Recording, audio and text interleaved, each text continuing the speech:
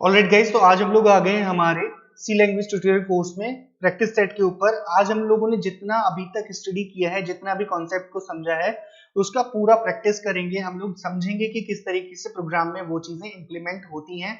आज का जो पूरा का पूरा वीडियो है, हम लोग पूरे बेसिक्स को रिवाइज करने वाले हैं। थोड़ा सा लंबा वीडियो रहेगा, लेकिन आई विल मेक श्योर कि आपको इस वीडियो के पूरे क्वेश्चंस करने के बाद कभी भी सी के बेसिक लॉजिक के अंदर दिक्कत ना आए। गाइज, आपने अगर अभी तक इस प्लेलिस्ट को एक्सेस नहीं किया है तो प्लीज जल्दी से जाओ, इस प्लेलिस्ट को एक्सेस करो। और यहाँ पे सारा का सारा कॉन्सेप्ट सी लैंग्वेज का फ्रॉम बेसिक टू एडवांस सब कुछ अवेलेबल है।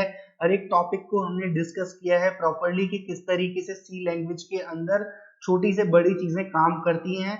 हर एक टॉपिक को मैंने डिस्कस किया है यहाँ पे, तो प्लीज आप लोग जाके इस प्लेलिस्ट को एक्सेस करो, बुकमार्क कर लो और शुरू से एंड तक सारे वीडियोस को देखो। सो गाइज, आज हम लोग चलते हैं हमारे प्रैक्टिस सेट की तरफ। हर एक क्वेश्चन को वन बाय वन सॉल्व करेंगे। वीडियो जरूर लंबा रहेगा, मैं आपको पहले ही बोल रहा हूँ, वीडियो लंबा रहेगा। आपको हर एक क्वेश्चन को मेरे साथ सॉल्व करना है। अपना लैपटॉप डेस्कटॉप लेके बैठो, अपना VS कोड एडिटर ओपन कर लो, वन बाय वन हम लोग क्वेश्चंस को सॉल्व करने वाले हैं। सो प्लीज वीडियो को एंड तक देखना, हर एक बेसिक कॉन्सेप्ट आपका हो जाएगा क्लियर। जल्दी से चलते हैं हम लोग बेसिक कॉन्सेप्ट को समझने के लिए सी ट्यूटोरियल फोल्डर में, और इसको ओपन कर लेते हैं कोड एडिटर के साथ, और साइड बाय साइड ओपन करते हैं हमारे नोट्स को। सो गाइज, मैंने यहाँ पे ओपन कर लिया मेरे सी ट्यूटोरियल फोल्डर को VS कोड एडिटर के अंदर, और मैंने साइड बाय साइड ओपन कर लिया है मेरे क्वेश्चन सेट को। ठीक है गाइज, तो यहाँ पे जल्दी से मैं एक फाइल क्रिएट करता हूँ, इसको नाम देता हूँ question1 ठीक है। और यहाँ पे हम लोग प्रोग्रामिंग करना करते हैं शुरू। ठीक है, यहाँ पे मैंने फाइल बना ली, यहाँ पे फाइल बना ली, और फर्स्ट क्वेश्चन को हम लोग पढ़ते हैं। यहाँ पे हम लोग क्वेश्चन पढ़ते हैं, write a C program to perform input output of all basic data types. सारे बेसिक डेटा टाइप्स पे मेरे को इनपुट आउटपुट परफॉर्म करके दिखाना है। ठीक है, तो मैं इस क्वेश्चन को कर लेता हूँ गाइज, यहाँ पे पेस्ट, इसको ऑल्ट जेड से कर लेता हूँ रैप, और कंट्रोल प्लस स्लैश से कर लेता हूँ कमेंट आउट। ओके गाइज, तो अब मैं यहाँ पे प्रोग्राम को बनाना शुरू करता हूँ। मैं यहाँ पे लेके आऊंगा मेरे बॉयलर प्लेट कोड को। बॉयलर प्लेट कोड मैंने आप लोगों को बताया हुआ है, इनकेस आपको नहीं पता है कि बॉयलर प्लेट कोड कैसे बनाते हैं, जल्दी से लेफ्ट बॉटम में सेटिंग्स वाले गियर पे क्लिक करो, कॉन्फ़िगर यूजर स्निपेट्स पे जाओ, यहाँ पे c.json नाम की फाइल को सर्च करो और उसको ओपन करो। ओपन करने के बाद देखो, यहाँ पे इस टाइप का टेक्स्ट आपको दिखाई देगा एग्जाम्पल के नीचे, जो कि कमेंट हो रखा होगा। उस कमेंटेड टेक्स्ट को कमेंट हटाओ उस पे से, और ये टेक्स्ट उठा के वहां पे पेस्ट कर दो। जो मैंने यहाँ पे हाईलाइट किया है, सेलेक्ट किया है, इस टेक्स्ट को उठा के वहां पे पेस्ट कर दो। आप चाहो तो इस टेक्स्ट का स्क्रीनशॉट ले सकते हो, इस टेक्स्ट को उठा के वहां पे पेस्ट कर दो, कंट्रोल एस से सेव करो, c.json फाइल को क्लोज करो, और बाहर जाके आप सिंपली अपनी फाइल क्रिएट करके वहां पे बॉयलर प्लेट कोड या फिर बॉयलर प्लेट कोड सी लिखोगे, एंटर प्रेस करोगे तो आपको ये बॉयलर प्लेट कोड मिल जाएगा। अब बनाते हैं गाइज हम लोग हमारा प्रोग्राम। हमको सी प्रोग्राम बनाना है इनपुट आउटपुट को दिखाने के लिए सारे बेसिक डेटा टाइप्स पे। तो मैं यहाँ पे सारे बेसिक डेटा टाइप ले लेता हूँ। इंट ए बनाता हूँ एक, यहाँ पे फ्लोट बी बनाता हूँ। ठीक है, फ्लोट बी बना लिया मैंने। यहाँ पे कैरेक्टर सी बनाता हूँ। ओके गाइज, और यहाँ पे एक बनाता हूँ मैं डबल, यहाँ पे मैं एक बना लेता हूँ double D. Okay, double D के नाम से मैं यहाँ पे एक वेरिएबल बना लेता हूँ जल्दी से।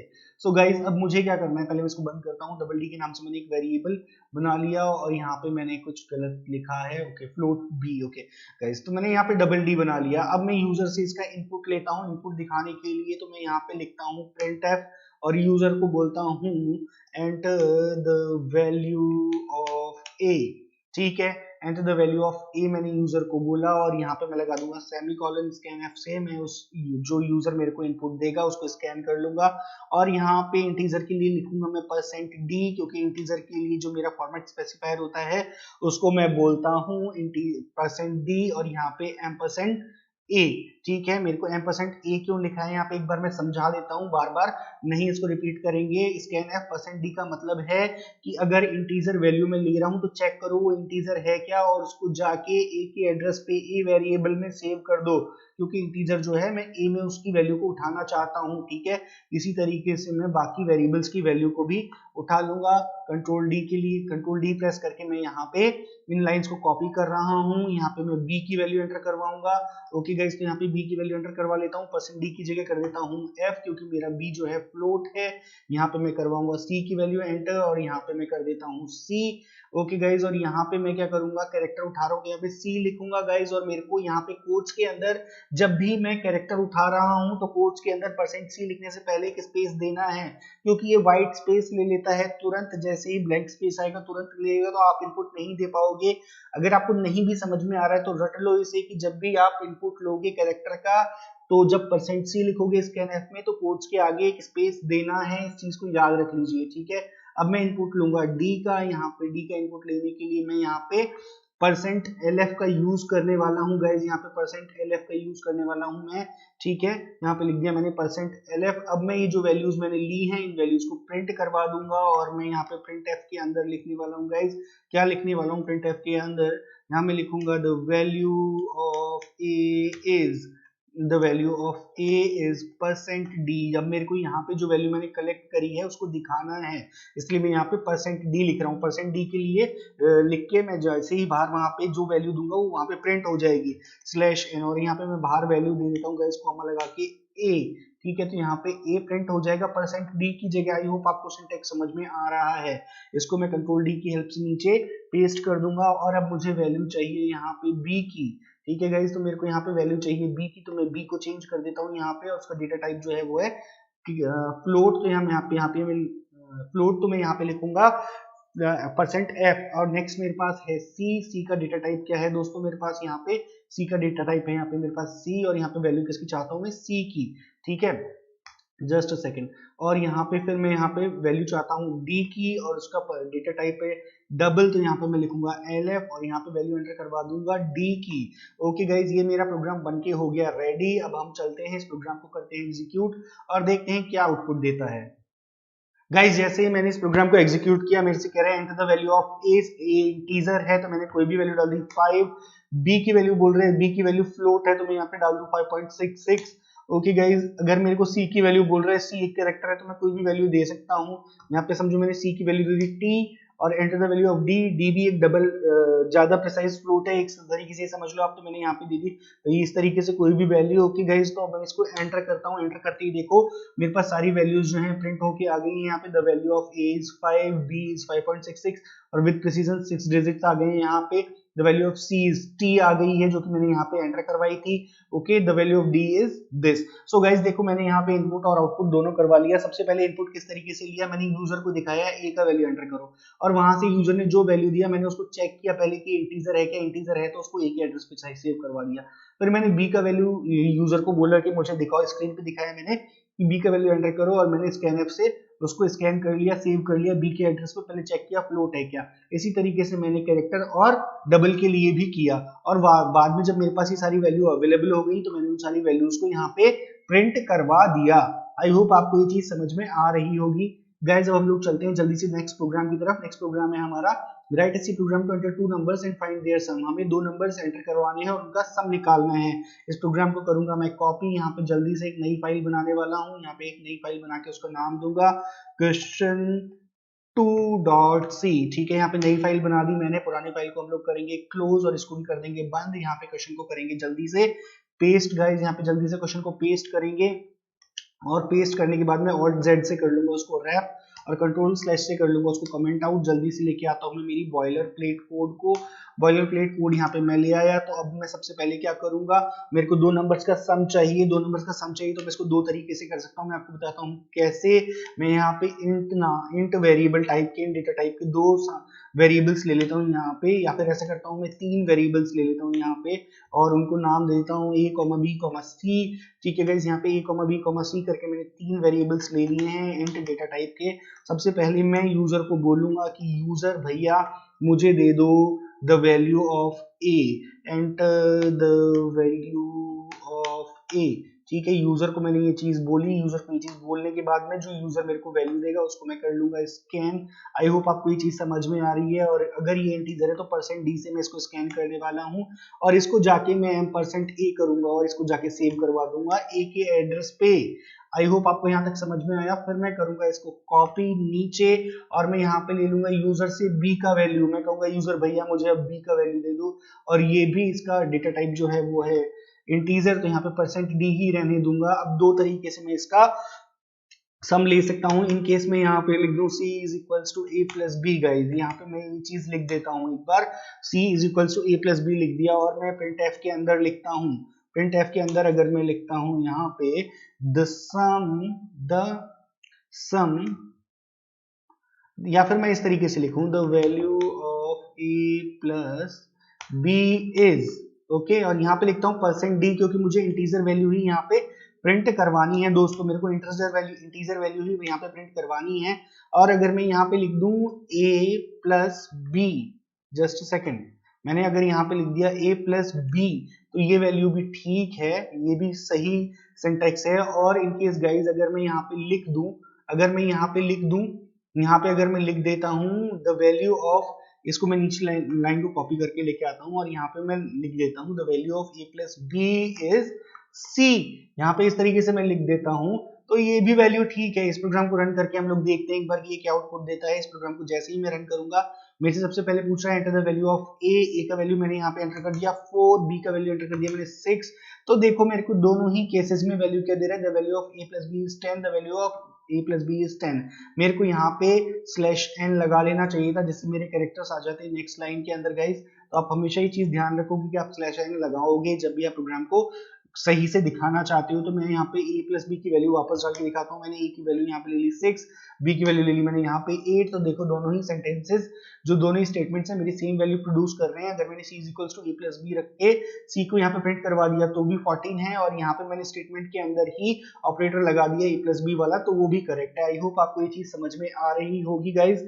तो अब हम लोग चलते हैं नेक्स्ट क्वेश्चन की तरफ और हमारे नेक्स्ट क्वेश्चन को देखते हैं कि ये किस तरीके से हमसे क्या पूछ रहा है। तो गाइज नेक्स्ट क्वेश्चन क्या है हमारा, हम लोग देखते हैं। Write a C program to enter 2 numbers and perform all arithmetic operations। 2 number लेने हैं, उन पे सारे के सारे अरिथमेटिक ऑपरेशंस परफॉर्म करने हैं। कोई बात नहीं, हम जल्दी से इस फाइल को करते हैं क्लोज और इस टर्मिनल को भी कर देते हैं क्लोज। यहाँ पे जल्दी से एक फाइल क्रिएट करते हैं। इस फाइल को नाम देता हूँ मैं question3.c। यहाँ पे मेरा question3.c के नाम से मैंने एक फाइल क्रिएट कर ली है। जल्दी से मैं यहाँ पे इस क्वेश्चन को कर देता हूँ पेस्ट, ऑल्ट जेड से कर दूंगा रैप और कंट्रोल स्लैश से कर दूंगा इसको कमेंट आउट। यहाँ पे जल्दी से लगाऊंगा मेरा एक बॉयलर प्लेट कोड लगाने के बाद दोस्तों मैं यहाँ पे करूंगा 2 नंबर्स के ऊपर सारे के सारे अरिथमेटिक ऑपरेशंस। तो सबसे पहले हमको क्या करना पड़ेगा, 2 नंबर्स लेने पड़ेंगे, ठीक है। और यहाँ पे मैं इसको कर दूंगा सेमीकोलन से क्लोज। गाइज अब यहाँ पे हम 2 नंबर्स के ऊपर सारे के सारे ऑपरेशंस लगाते हैं। पहले इसको करते हैं बंद और यहाँ पे मैं लिखता हूँ थोड़ा सा टेक्स्ट। यहाँ पे थोड़ा सा टेक्स्ट लिखते हैं। टेक्स्ट क्या लिखते हैं, यूजर से लेते हैं वैल्यू, इनकी यूजर से वैल्यू लेंगे और यहाँ पे यूजर को बोलेंगे enter the value of A का वैल्यू दे दो यूजर मुझे, ठीक है। और यहाँ पे मैं उस वैल्यू को कर लेंगे हम लोग दोस्तों स्कैन, ठीक है। स्कैन एफ की हेल्प से मैं कर लूंगा उसको स्कैन, और यहाँ पे मैं बोलूंगा %d, क्योंकि मैं ले रहा हूँ इंटीजर वैल्यूज, ठीक है। ए की वैल्यू को मैं कर दूंगा स्कैन, ठीक है। और फिर इसके बाद मैं क्या करूंगा, सेम तरीके से मैं बी की वैल्यू को भी स्कैन करूंगा। इसको कंट्रोल डी की हेल्प से मैं कर लूंगा कॉपी और यहाँ पे ए की जगह रिप्लेस कर दूंगा बी को। देखो मेरे पास दोनों ए और बी की वैल्यूज आ गई हैं। आई होप आपको समझ में आ रहा है। और ए और बी की वैल्यूज जब मेरे पास आ गई हैं तो मैं यहाँ पे करूंगा printf के अंदर मैं डालूंगा, क्या डालूंगा, printf के में अंदर मैं लिखूंगा the value of A plus B is, the value of A plus B is, यहाँ पे मैं लिख रहा हूँ the value of A plus B is %d/n, और यहाँ पे मैं बाहर आ जाऊंगा इससे और लगाऊंगा कॉमा लगा के मैं लिख दूंगा यहाँ पे a प्लस बी। देखो गाइज आपको ये लाइन समझ में आ रही होगी, बहुत इजी सा है। हमने पहले जैसे पिछले वाले प्रोग्राम में भी यही चीज करी है, ठीक है। तो मैं यहाँ पे आ जाऊंगा और इसके बाद में कंट्रोल डी करके मेरे को 5 ऑपरेशंस परफॉर्म करने हैं इस पे अरिथमेटिक ऑपरेशंस। तो मैं यहाँ पे जल्दी से इसके नीचे आ जाऊंगा और यहाँ पे मैं लिखूंगा, यहाँ पे मैंने अरिथमेटिक ऑपरेशंस परफॉर्म करने, तो सबसे पहले अरिथमेटिक ऑपरेशन मेरा हो गया एडिशन, फिर मैं कर दूंगा सब्ट्रैक्शन दोस्तों। यहाँ पे मैंने कर दिया सब्ट्रैक्शन, फिर मैं यहाँ पे कर दूंगा मल्टीप्लिकेशन। तो मल्टीप्लिकेशन करने के लिए मल्टीप्लिकेशन कर दूंगा, यहाँ पे मल्टीप्लिकेशन करने के लिए ये साइन यूज करूंगा मैं। फिर मैं यहाँ पे कर दूंगा डिवाइड, ठीक है। यहाँ पे मैं कर दूंगा डिवाइड, तो डिवाइड करने के लिए मैं यूज करूंगा इस साइन का। और दोस्तों यहाँ पे मैं कर दूंगा परसेंटेज साइन का यूज, और यहाँ पे परसेंटेज साइन का यूज करने के लिए जस्ट सेकंड, यहाँ पे परसेंटेज साइन का यूज करूंगा, ठीक है। परसेंटेज साइन का यूज किया मैंने, और परसेंटेज साइन लिखने की जगह मैं यहाँ पे अभी केवल मॉड लिख रहा हूँ। मैं आपको समझाऊंगा ऐसा क्यों कर रहा हूँ मैं, ठीक है। अगर मैं यहाँ पे देखो परसेंटेज साइन लगा देता हूँ तो यहाँ पे ये मेरे को गलत दिखाता है। उसके लिए मुझे यहाँ पे परसेंटेज साइन की जगह मॉड लिखना पड़ेगा, ठीक है। तो मैंने यहाँ पे लिख दिया है मॉड। आई होप आपको ये चीज समझ में आ रही होगी। मैं आपको बताऊंगा कि इस स्टेटमेंट के अंदर परसेंटेज साइन को कैसे लिखते हैं, वो चीज मैं आपको बताऊंगा, लेकिन अभी हम लोग उस चीज में नहीं जाएंगे। अभी फिलहाल के लिए हम इस अरिथमेटिक ऑपरेशंस को परफॉर्म करने वाले एक प्रोग्राम को बना रहे हैं। मुझे पता है मैं आपको जल्दी जल्दी बता रहा हूँ, बिकॉज ये सारे कॉन्सेप्ट हम पढ़ चुके हैं, इजी कॉन्सेप्ट हैं। तो हम इसको प्रोग्राम को जल्दी से रन करके एक बार देख लेते हैं कि ये प्रोग्राम हमें क्या रिटर्न कर रहा है।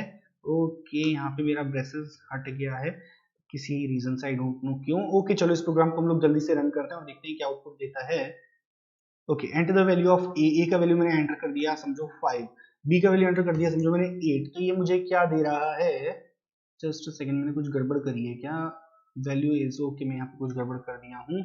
मैंने यहाँ पे देखो परसेंट डी ही रहने दिया, मैंने यहाँ पे पूरा प्रोग्राम में थोड़ी सी गलती कर दी, मैंने यहाँ पे परसेंट डी ही रहने दिया। जब मैं परसेंट डी ही रह A D by mod B is okay. Okay guys, तो मैंने यहाँ पे प्रोग्राम को यहाँ पे परसेंट डी नहीं लगाया है, मैंने यहाँ पे परसेंट डी नहीं लगाया है, इस परसेंट डी। ओके, अब चलते हैं इस प्रोग्राम को रन करते हैं। ओके गाइस, तो जैसे ही मैंने इस प्रोग्राम को रन किया, ए का वैल्यू पूछ रहा है मेरे से, मैंने ए का वैल्यू एंटर कर दिया 4, बी का वैल्यू एंटर कर दिया 6। अब देखो क्या हो रहा है यहाँ पे, a प्लस बी, सबसे पहले a प्लस बी, और यहाँ पे मैंने एंटर कर दी 7 और 4, 7 4 11, a माइनस बी, 4 में से 7 गया तो -3, बिल्कुल ठीक बात है। a क्रॉस बी, 7 4 28, बिल्कुल ठीक है। a डिवाइड बाई b 0 आएगा, क्योंकि 4 को 7 से मैं डिवाइड करूंगा तो एक इंटीजर वैल्यू नहीं देगा, और मुझे इसका रिटर्न टाइप क्या चाहिए, इंटीजर चाहिए, तो ये वैल्यू नहीं देगा, तो बिल्कुल ठीक है 0 ही आएगा। a मॉड b इज 0 0 ही आएगा, क्योंकि 4 ही रिमाइंडर रह जाएगा जब 0 टाइम्स डिवाइड करेगा तो। ओके, तो हम कुछ और वैल्यू लेके यहाँ पे देखते हैं कि किस तरीके से काम करता है। ए का वैल्यू दोस्तों मैं लेता हूँ 60, और यहाँ पे बी का वैल्यू लेता हूँ मैं यहाँ पे 3 भी ले लेते हैं, या फिर 7 ले लेते हैं बी का वैल्यू, जिससे आपको रिमाइंडर भी दिखेगा, ठीक है। तो यहाँ पे देखो सबसे पहले a प्लस बी का वैल्यू 67 आ गया, बिल्कुल ठीक है। a माइनस बी का वैल्यू हो गया 53, 60 में 7 गया 53, बिल्कुल ठीक है। a क्रॉस बी का वैल्यू हो गया 420, और 7 6 42, 420, बिल्कुल ठीक है। a डिवाइड बाई b का वैल्यू आ गया 8, 8 क्यों आ गया, 7 8 56, ओके 4 रिमाइंडर रह जाएगा, तो 4 remainder mod function, module function का किस काम आता है, रिमाइंडर को प्रिंट करवाने के, तो हमने यहाँ पे रिमाइंडर प्रिंट करवा दिया, यहाँ पे डिवीजन के बाद जो वैल्यू है वो प्रिंट करवा दी। बहुत ही बढ़िया, ये प्रोग्राम बिल्कुल ठीक काम कर रहा है। मैंने टर्मिनल को कर दिया बंद, और हम चलेंगे अब नेक्स्ट क्वेश्चन की तरफ। आई होप आपको समझ में आ गया, मैंने सारे के सारे अरिथमेटिक ऑपरेशंस इन दोनों वेरिएबल्स के ऊपर परफॉर्म कर दिए हैं, ठीक है। अब हम लोग नेक्स्ट क्वेश्चन देखते हैं। नेक्स्ट क्वेश्चन क्या है, write a C program to enter length and breadth of a rectangle and find the perimeter.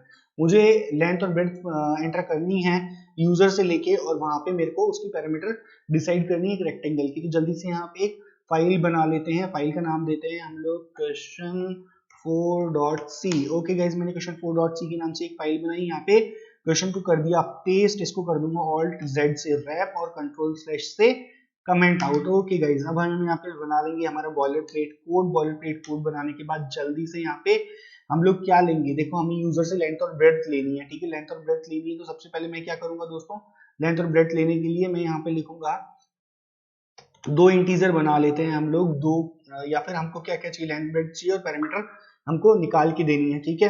तो यहाँ पे 3 इंटीजर बना लेते हैं हम लोग। यहाँ पे लेंथ के नाम से एक इंटीजर वैल्यू ले लेते हैं, इंटीजर वेरिएबल ले लेते हैं, या फिर चलो हमने इंटीजर 2 बार ले लिया, अब हम यहाँ पे फ्लोट लेके देखते हैं कि फ्लोट लेते हैं तो क्या होगा, ठीक है। मैंने लेंथ ले लिया यहाँ पे, अब मैं ले लूंगा ब्रेड्थ, ठीक है।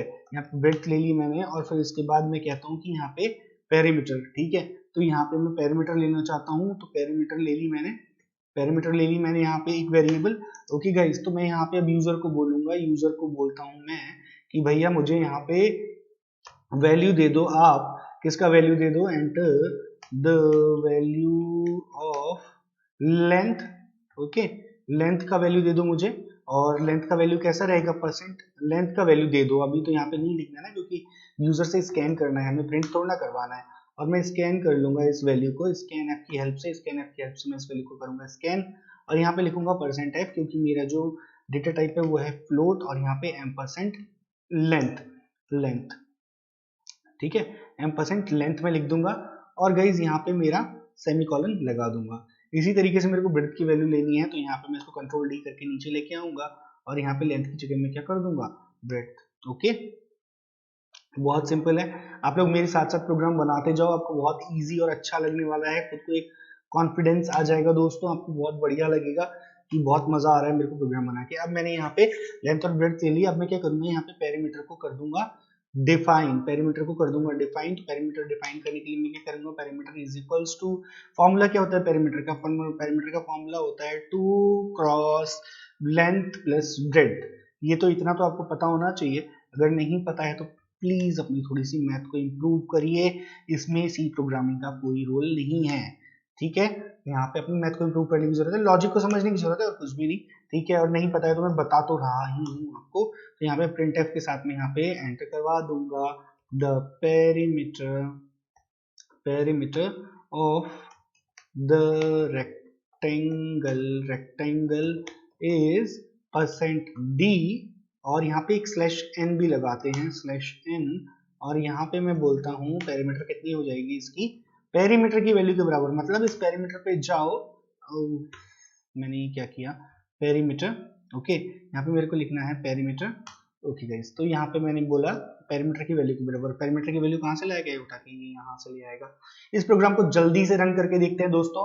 इस प्रोग्राम को जैसे ही मैंने रन किया तो मेरे से पूछ रहा है enter the value of length, मैंने लेंथ डाल दी समझो यहाँ पे 45 लेंथ डाल दी, ब्रेड्थ मैंने डाल दी समझो 32 डाल दी, तो the perimeter of the rectangle is 0।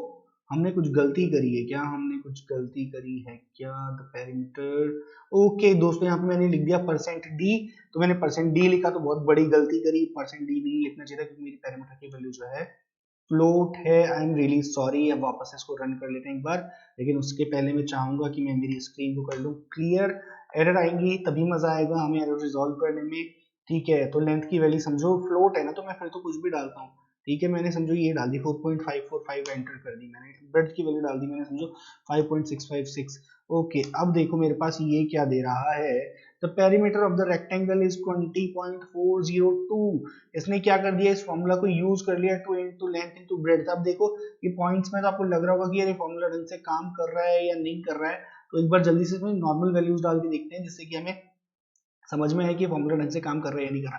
तो समझो मैंने लेंथ की वैल्यू डाल दी 5, ब्रेड्थ की वैल्यू डाल दी 4, तो 18 आ गया, 18 क्यों आ गया, length plus breadth 5 plus 4 9, 9 two 18, बहुत बढ़िया, फॉर्मूला भी अच्छे से काम कर रहा है, मेरा प्रोग्राम भी ढंग से काम कर रहा है। तो मैं अब इसको कर दूंगा वापस से मिनिमाइज, और इसके बाद हम लोग देखते हैं, छोटा कर लेते हैं इसको, और अब हम जल्दी से देखते हैं हमारे नेक्स्ट क्वेश्चन को, write a C program to enter length and breadth of rectangle and find its area. अब हम लोग जल्दी से देखेंगे, लेंथ एंड ब्रेड्थ लेंगे और जल्दी से एक प्रोग्राम बनाएंगे जो कि एरिया फाइंड आउट करता है, ठीक है। तो यहाँ पे मैं एक फाइल बना लूंगा जल्दी से, उसको नाम दूंगा क्वेश्चन, यहाँ पे इस फाइल को नाम देने वाला हूँ question5.c के नाम से, ठीक है। और इसको मैं कर दूंगा क्रिएट, इसको करूंगा बंद, यहाँ पे मैं कर लूंगा मेरा question paste, alt plus Z से मैं करता हूँ इसको wrap, control plus forward slash से करता हूँ इसको मैं कमेंट आउट, यहाँ पे मैं लगाता हूँ बॉयलर प्लेट कोड लगाने के लिए मैं सिंपली आपको बता चुका हूँ क्या करना होता है, वही कहानी यहाँ पे मुझे लेना पड़ेगा।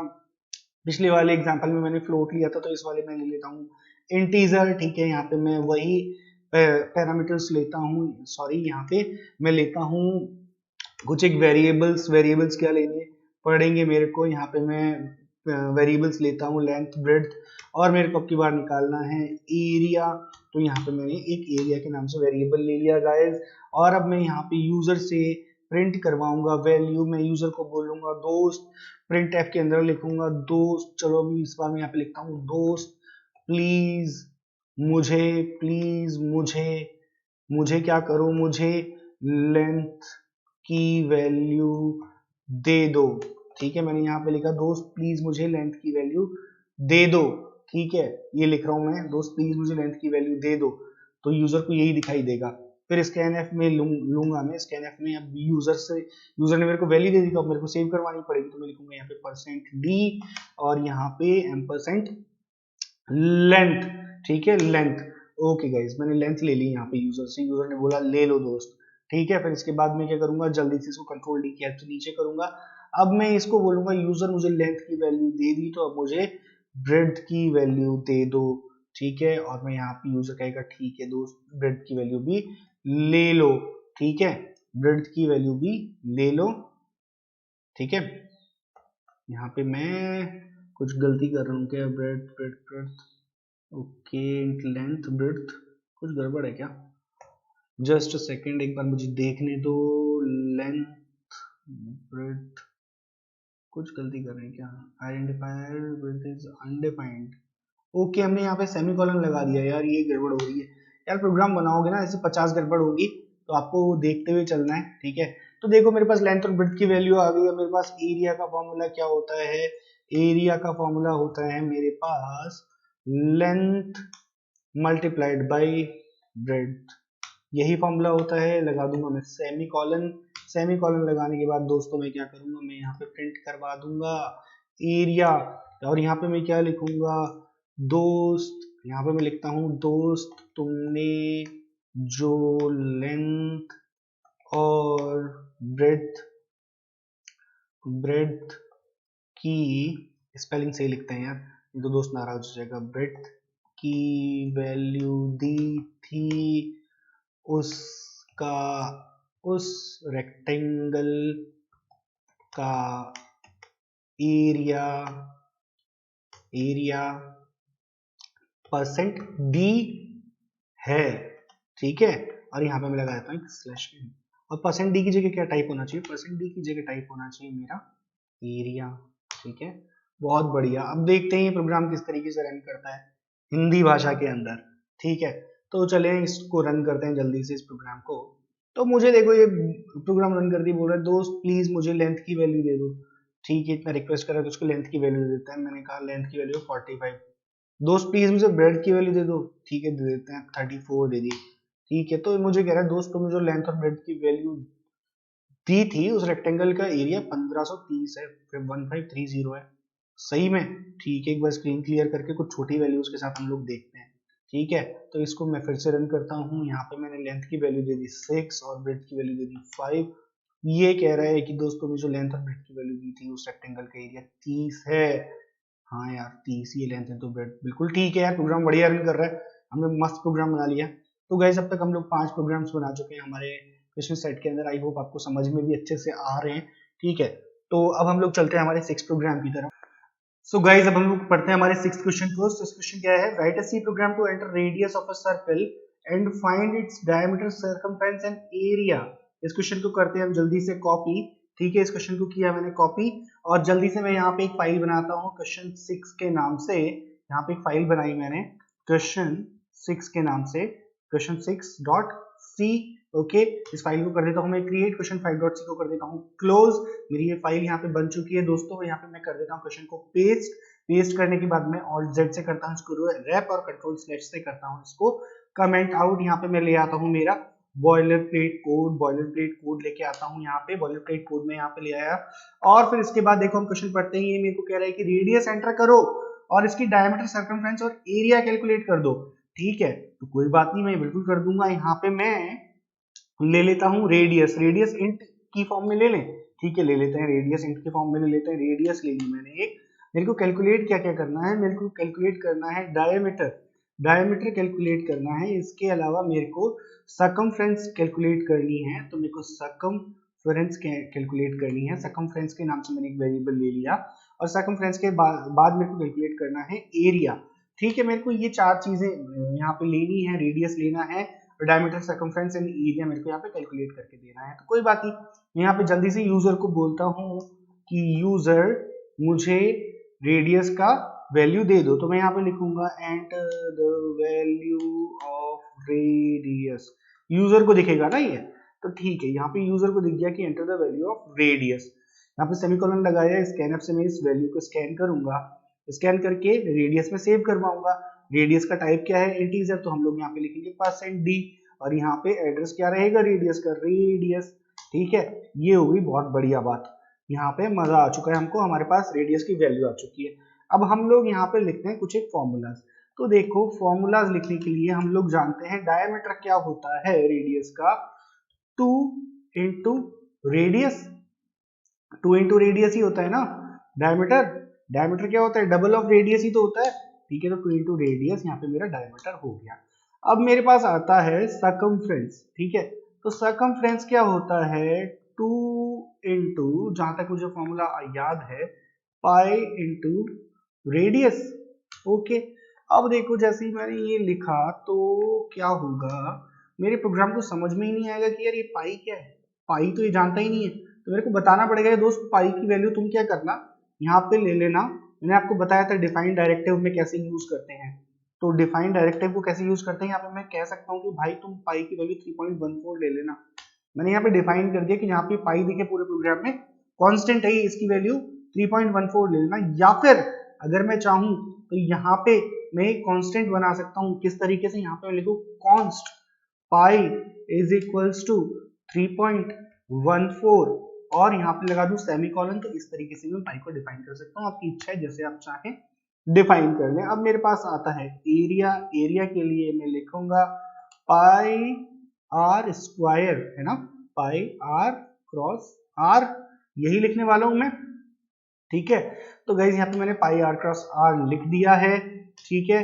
अब हम लोग आ जाएंगे नीचे, आर क्रॉस आर लिखा है लेकिन आर तो मेरे पास कुछ है ही नहीं, मेरे को तो रेडियस लिखना पड़ेगा दोस्तों, यहाँ पे रेडियस लिखना पड़ेगा, रेडियस लिख दिया है मैंने दोनों जगह पे और यहाँ पे लगा दिया है सेमीकोलन और मैं आ गया हूँ नीचे। अब मैं प्रिंट एफ में लिखूंगा, प्रिंट एफ में लिखूंगा इनकी वैल्यूज जब मैंने डिफाइन कर दी तो मेरे को बताना भी तो पड़ेगा ना कि भाई ये वैल्यू क्या है, the value of diameter is percent D, क्योंकि इंटीजर ही वैल्यू रहेगी, और स्लैश एन जरूर लगाऊंगा मैं क्योंकि नेक्स्ट लाइन में चाहिए मुझे, मेरा कोड को भद्दा नहीं दिखाना है, तो मैं यहाँ पे लिख दूंगा डायमीटर, ठीक है। इस लाइन को मैं कर लेता हूँ कंट्रोल डी से नीचे कॉपी, और डायमीटर के बाद मुझे चाहिए यहाँ पे सर्कमफ्रेंस, तो मैं यहाँ पे लिखूंगा सर्कमफ्रेंस इज और यहाँ पे डायमीटर की जगह मैं चेंज कर दूंगा सर्कमफ्रेंस। आई होप आपको ये चीजें समझ में आ रही हैं, ठीक है। और इसके बाद मुझे चाहिए यहाँ पे एरिया, तो मैं यहाँ पे लिख दूंगा एरिया और यहाँ पे क्या प्रिंट करवाऊंगा मैं, एरिया, ठीक है। देखो कितना बढ़िया लग रहा है, ओके। यहाँ पे लगाना भूल गए हम सब जगह सेमीकोलन और हमारा प्रोग्राम जाएगा भयंकर वाली एरर। ओके गाइस, तो आई होप आपको प्रोग्राम समझ में आ रहा है, आप भी मेरे साथ बना रहे हो। अब मैं करवाता हूँ इस प्रोग्राम को जल्दी से रन, जिससे आपको समझ में आ जाए बातें, ठीक है। जल्दी से रन करवा देते हैं एक बार, अगर आपको प्रोग्राम में कहीं गड़बड़ हो जाए, कुछ लगे ऐसा, तो फॉर्मेट डॉक्यूमेंट कर लिया करो, ये आपके प्रोग्राम को सुंदर बना देगा, एक जैसा कर देगा, ठीक है। यहाँ पे मैं इस प्रोग्राम को रन कर देता हूँ और दोस्तों जैसे ही मैंने इस प्रोग्राम को रन किया तो मेरे से कह रहे हैं enter the value of radius, radius का वैल्यू समझो मैंने कर दिया यहाँ पे एंटर 5, ठीक है। तो 5 जैसे ही मैंने एंटर किया तो देखो क्या बोल रहा है, ये क्या बोल रहा है, आउटपुट क्या दे रहा है, जैसे ही रेडियस का वैल्यू 5 एंटर किया तो वैल्यू ऑफ डायमीटर इज 10, बिल्कुल ठीक है। 2 इंटू आर डाला था, 2 इंटू रेडियस डाला था, ठीक है जी। सर्कमफ्रेंस का वैल्यू ये बोल रहा है 30 बोल रहा है सर्कमफ्रेंस का वैल्यू। 30 का मतलब क्या हुआ, 5 टू 10 और पाई की वैल्यू 3.14 होती है, तो 30 पॉइंट समथिंग आया होगा, 30 पॉइंट समथिंग आया होगा। अगर मैं फ्लोट वैल्यू लेता ना मेरे सर्कमफ्रेंस की, फ्लोट लेता तो मुझे ये वैल्यू फ्लोट में पॉइंट्स में दिखा देता, लेकिन मैं इंटीजर लिए तो नियरेस्ट इंटीजर जो नीचे की तरफ है, जो पहले आता है उसकी तरफ, इसलिए इसको राउंड ऑफ कर दिया है, ओके। यही सेम चीज एरिया में होगी, एरिया की वैल्यू उसने 75 कैलकुलेट करके दी है, रेडियस क्रॉस रेडियस, रेडियस की 5 5 5 जा 25, पाई की वैल्यू 3.14, तो 75 समथिंग कुछ आया होगा, तो उसने इसको मेरे को 75 दे दिया। आई होप आपको प्रोग्राम समझ में आया है, हमने बहुत अच्छे से प्रोग्राम बनाया है। अब चाहो तो यहाँ पे सारे जो वेरिएबल्स हमने लिए हैं इनकी वैल्यू फ्लोट लेके देख सकते हो, तो आपको फ्लोट में एग्जैक्ट वैल्यू प्रोवाइड करवा देगा, ठीक है। तो गाइज अब हम लोग चलते हैं नेक्स्ट क्वेश्चन की तरफ और हम देखते हैं कि हमें नेक्स्ट प्रोग्राम कौन सा बनाना है, ठीक है। तो देखो हम नेक्स्ट प्रोग्राम पढ़ लेते हैं एक बार। 7th प्रोग्राम हमको कहता है कि write a C program to enter length in centimeter and convert it into meter and kilometer. Length को सेंटीमीटर में लिखो, लेंथ को सेंटीमीटर में लिखो और इसको मीटर और किलोमीटर में चेंज कर दो, ठीक है। तो मैं पहले क्वेश्चन 6 को बंद करता हूँ, यहाँ पे एक नई फाइल क्रिएट करता हूँ और उसमें लिखता हूँ मैं क्वेश्चन 7.c, ठीक है। क्वेश्चन 7.c नाम से मैंने एक फाइल बना ली, यहाँ पे मेरा क्वेश्चन कर दूंगा पेस्ट, इसको ऑल जेड से करूंगा रैप, कंट्रोल स्लैश से कमेंट आउट लगाऊंगा मेरा बॉयलर प्लेट कोड लगाने के बाद दोस्तों मैं जल्दी से यहाँ पे देखता हूँ कि मुझे लेंथ सेंटीमीटर में एंटर करवानी है और इसको मीटर और किलोमीटर में कन्वर्ट करना है, ठीक है। तो मैं यहाँ पे वेरिएबल्स लेता हूँ, कुछ वेरिएबल्स लेता हूँ और यहाँ पे इंट टाइप के वेरिएबल ले लेता हूँ और यहाँ पे लेंथ नाम का एक वेरिएबल लेता हूँ, उसके आगे लगा देता हूँ cm, length in cm, underscore cm लिखेंगे तो ज्यादा अच्छा हमें लगेगा, दिखने में, लेंथ इन cm हो जाएगी ये हमारी। और यहाँ पे एक वेरिएबल मैं लेता हूँ जिसको मैं लिखता हूँ लेंथ m, ठीक है, ये मेरी मीटर में लेंथ हो जाएगी। और एक वेरिएबल मैं यहाँ पे बनाता हूँ और इसको लिखता हूँ लेंथ km, ठीक है। इस तरीके से मैंने बना लिए यहाँ पे 3 वेरिएबल। दोस्तों आई होप आपको ये चीज समझ में आ रही है। मैंने 3 वेरिएबल बना लिए। अब देखो मैं यूजर को बोलता हूँ, यूजर को क्या बोलता हूँ, मैं यहाँ पे यूजर को बोलूंगा कि भैया मुझे सेंटीमीटर में लेंथ दे दो, enter the value of length in centimeters, ठीक है। यूजर को ये बोलूंगा मैं सेंटीमीटर्स में लेंथ दे दो, और इसको स्कैन करके मैं ले जाऊंगा कहाँ पे, मेरी लेंथ जो सेंटीमीटर वाली है उसमें ले जाऊंगा। और ये किस टाइप का इंटीजर लेंथ लिया है मैंने, तो यहाँ पे लिखूंगा मैं %d लेंथ, कौन सी, सेंटीमीटर वाली लेंथ, ठीक है। इसमें इसको मैं करवा दूंगा सेव। अब मैं करूंगा यहाँ पे मेरे फॉर्मूलाज को रिप्रेजेंट। तो देखो इसका लॉजिक समझ लो पहले। लॉजिक क्या है, आप सबसे पहले ये जानते हो 1 meter is equals to 100 centimeters, ये आप चीज जानते हो। और नेक्स्ट आप चीज जानते हो, एक्चुअली यहाँ पे मैंने आई मीटर क्यों लिख दिया, ओके, यहाँ पे मेरे को चाहिए था 1 meter is equals to 100 centimeter. और यहाँ पे मेरे को जानना है 1 kilometer is equals to 1000 meters, ठीक है, 1000 मीटर्स। तो इसको मैं इस तरीके से भी लिख सकता हूँ क्या, 1 km is equals to 1000 into 100, तो 1000 इंटू 100 कितना हो जाएगा, 1 लाख, ओके, और 1 लाख सेंटीमीटर्स। तो मेरे पास ये वैल्यूज मेरे को पता चल गई कि भैया ये वैल्यूज होती है। इसको मैं कमेंट आउट कर दूंगा, ये लॉजिक है मेरे प्रोग्राम का, ठीक है। तो अब मैं यहाँ पे फॉर्मूला लिखता हूँ। अब मैं फॉर्मूला क्या लिखता हूँ यहाँ पे, length meter is equals to, अगर मेरे को सेंटीमीटर में लेंथ पता है और मेरे को सेंटीमीटर में लेंथ पता है, उस लेंथ के को अगर मैं डिवाइड कर दूं 100 से, तो मेरे पास मीटर में लेंथ आ जाएगी। आई होप आपको ये चीज समझ में आ रही है, ठीक है। और अगर मेरे पास लेंथ है, किलोमीटर लेंथ है, अगर मेरे पास सेंटीमीटर में, और उसको मैं डिवाइड कर दूं, अगर मैं उसको डिवाइड कर दूं 1 लाख से, तो मेरे पास किलोमीटर में वैल्यू आ जाएगी कि नहीं आ जाएगी। आप खुद सोचो, इस फॉर्मूला को खुद सोचो। ये मैथ्स में नहीं बताने वाला हूँ मैं, आपको सी लैंग्वेज बताऊंगा। लॉजिक आपको खुद को समझना पड़ेगा, ठीक है। ये मैंने आपको लॉजिक समझा दिया है, तो ठीक है, आपको मैंने लॉजिक बता दिया है। अब हम लोग वैल्यूज को करवा देते हैं प्रिंट करवाते हैं वैल्यूज को। यहाँ पे प्रिंट करूंगा मैं द वैल्यू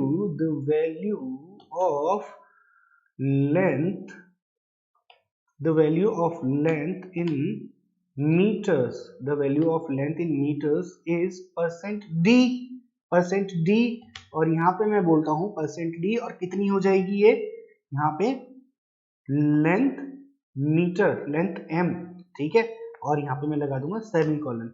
आई होप आपको ये चीज समझ में आई होगी कि मैंने मीटर्स में क्यों लिखा है यहाँ पे, क्योंकि मैंने मीटर्स का फॉर्मूला यहाँ पे लिख दिया है, तो यहाँ से कैलकुलेट करके मुझे लेंथ प्रोवाइड करवा देगा। ओके, आई होप आपको ये चीज समझ में आ रही है, ठीक है। और अब मैं यहाँ पे लेंथ चाहता हूँ किलोमीटर में, तो लेंथ मेरी किलोमीटर हो गई, और यहाँ पे मैं लिख देता हूँ लेंथ इन किलोमीटर्स, ठीक है। Length in kilometers is %d and this. Okay guys, तो मेरा ये प्रोग्राम बन गया है। अब हमें देखो लेंथ की वैल्यूज कुछ ज्यादा बड़ी लेनी पड़ेंगी अगर हम इसको प्रॉपर्ली समझाना चाह रहे हैं आपको। तो मैंने इस प्रोग्राम को रन किया, और देखो क्या बोलता है मेरे को, enter the value of length in centimetre. तो मैंने यहाँ पे ले लिया लेंथ का वैल्यू 4,50,000 के समथिंग, क्योंकि मैं आपको इसकी किलोमीटर और मीटर दोनों में वैल्यूज दिखाना चाहता हूँ। और मैंने जैसे 4,50,000 सेंटीमीटर लेंथ लिया, तो देखो मुझे क्या बता रहा है, the value of length in 4,500 meter and the value of length in kilometer is 4 क्यों आई, 4.5 क्यों नहीं आ रही, क्योंकि मैंने जो डिटेल ली है यहाँ पे वेरिएबल की वो इंटीजर है 4.5 नहीं देगा, ठीक है। अगर मैं देखो यहाँ पे वापस इस स्क्रीन को क्लियर करता हूँ, मैं स्क्रीन को क्लियर करता हूँ, प्रोग्राम को जल्दी से वापस रन करता हूँ, और यहाँ पे मैं दे देता हूँ 5 लाख सेंटीमीटर। तो देखो मुझे ये क्या बोल रहा है, the value of length is in meters is 5000, the value of length in kilometers is 5। यहाँ पे लगा लेते हैं हम लोग /n, जिससे आपको समझने में बहुत ही ज्यादा आसानी हो जाएगी, और नेक्स्ट लाइन में ये स्टेटमेंट्स आने लग जाएंगे, ठीक है। फिर से रन करते हैं, और यहाँ पे लेंथ का वैल्यू दे देते हैं दोस्तों 3 लाख सेंटीमीटर्स। ठीक है, मैं इतनी बड़ी वैल्यूज इसलिए दे रहा हूँ कि आराम से कन्वर्ट कर पाए, आपको समझने में आसानी हो जाए। तो देखो ये बोल रहा है the value of length in meters is 3000, the value of length in kilometers is 3। I hope आपको ये प्रोग्राम समझ में आया होगा। ये पूरा सोर्स कोड मैं आपको दूंगा, तो आप खुद भी बनाइए, मेरे साथ बनाइए। अभी काम प्रोग्राम बनाते बनाते जब मैं बना रहा हूँ तो आपको भी बनाना है, लॉजिक को प्रॉपर्ली समझना है। अब चलते हैं हमारे नेक्स्ट प्रोग्राम की तरफ। देखो नेक्स्ट प्रोग्राम क्या कह रहा है, write a C program, write a C program to enter temperature in Celsius and convert in into Fahrenheit. Celsius में मेरे को टेम्परेचर देगा और मुझे कन्वर्ट करना है उसको फॉरेनहाइट के अंदर। ठीक है, तो मैं यहाँ पे जल्दी से एक फाइल क्रिएट कर लेता हूँ और उसमें मैं डाल लेता हूँ क्वेश्चन 8.c। ठीक है, और इसको मैं कर लेता हूँ क्रिएट और यहाँ पे इसको करता हूँ बंद। यहाँ पे मेरे क्वेश्चन को करता हूँ paste, alt Z control slash. अब मैं आ जाऊंगा यहाँ पे, लिखूंगा मेरा boiler plate code. Boiler plate code लिखने के बाद मेरे को क्या कह रहा है ये देखो, मेरे को दो वेरिएबल लेता हूँ मैं यहाँ पे, दो वेरिएबल ले लेता हूँ। दो वेरिएबल्स का वैल्यू मैं लिखता हूँ यहाँ पे, क्या क्या ले लेता हूँ, टेम्परेचर इन सेल्सियस के लिए मैं कर देता हूँ टेम्परेचर C, और टेम्परेचर इन फॉरेनहाइट के लिए कर देता हूँ मैं टेम्प F। ठीक है, दो वेरिएबल्स मैंने ले लिए यहाँ पे।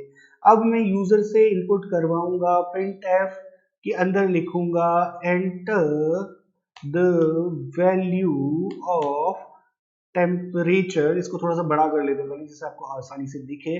ठीक है, इसको थोड़ा सा बड़ा करते हैं हम लोग। बड़ा करने के लिए यहाँ पे लिखा मैंने temperature, enter the value of temperature in Celsius.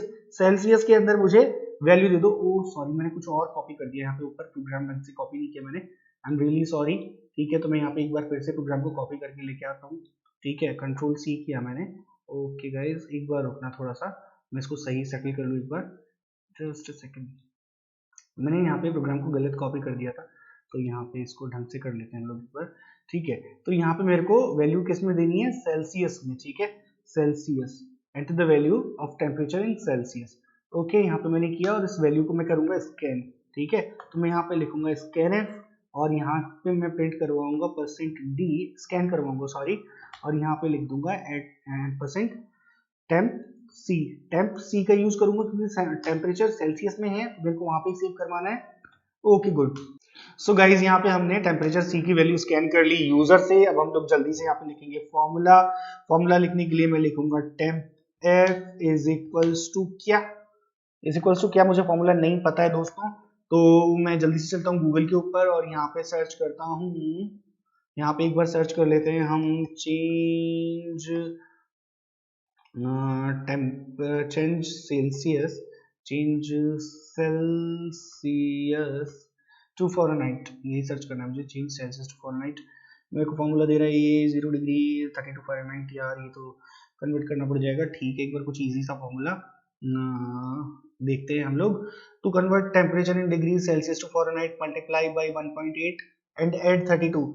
Multiply कर दो फॉरेनहाइट सेल्सियस से फॉरेनहाइट कन्वर्ट करने के लिए, सेल्सियस को मल्टीप्लाई कर देंगे 1.8 या 9/5 से और ऐड कर देंगे 32। बहुत बढ़िया, ये लॉजिक मेरे को यहाँ से गूगल से मैंने चुरा लिया है, गूगल से मैंने लॉजिक को चुरा लिया है और मैं चलूंगा मेरे VS कोड एडिटर के अंदर और यहाँ पे लॉजिक को कर दूंगा मैं यहाँ पे पेस्ट और कमेंट आउट, जिससे लॉजिक मेरे को ध्यान रहेगा।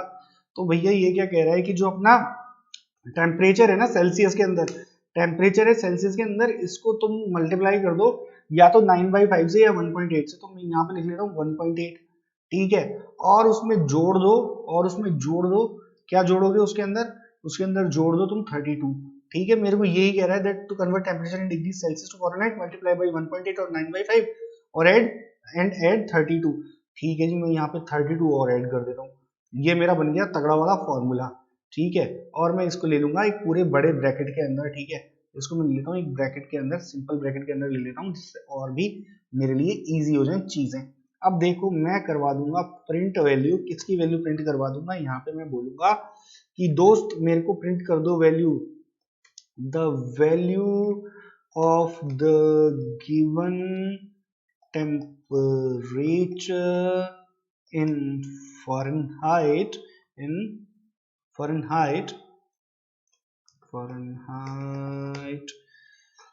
H, just a second, Fahrenheit is %d,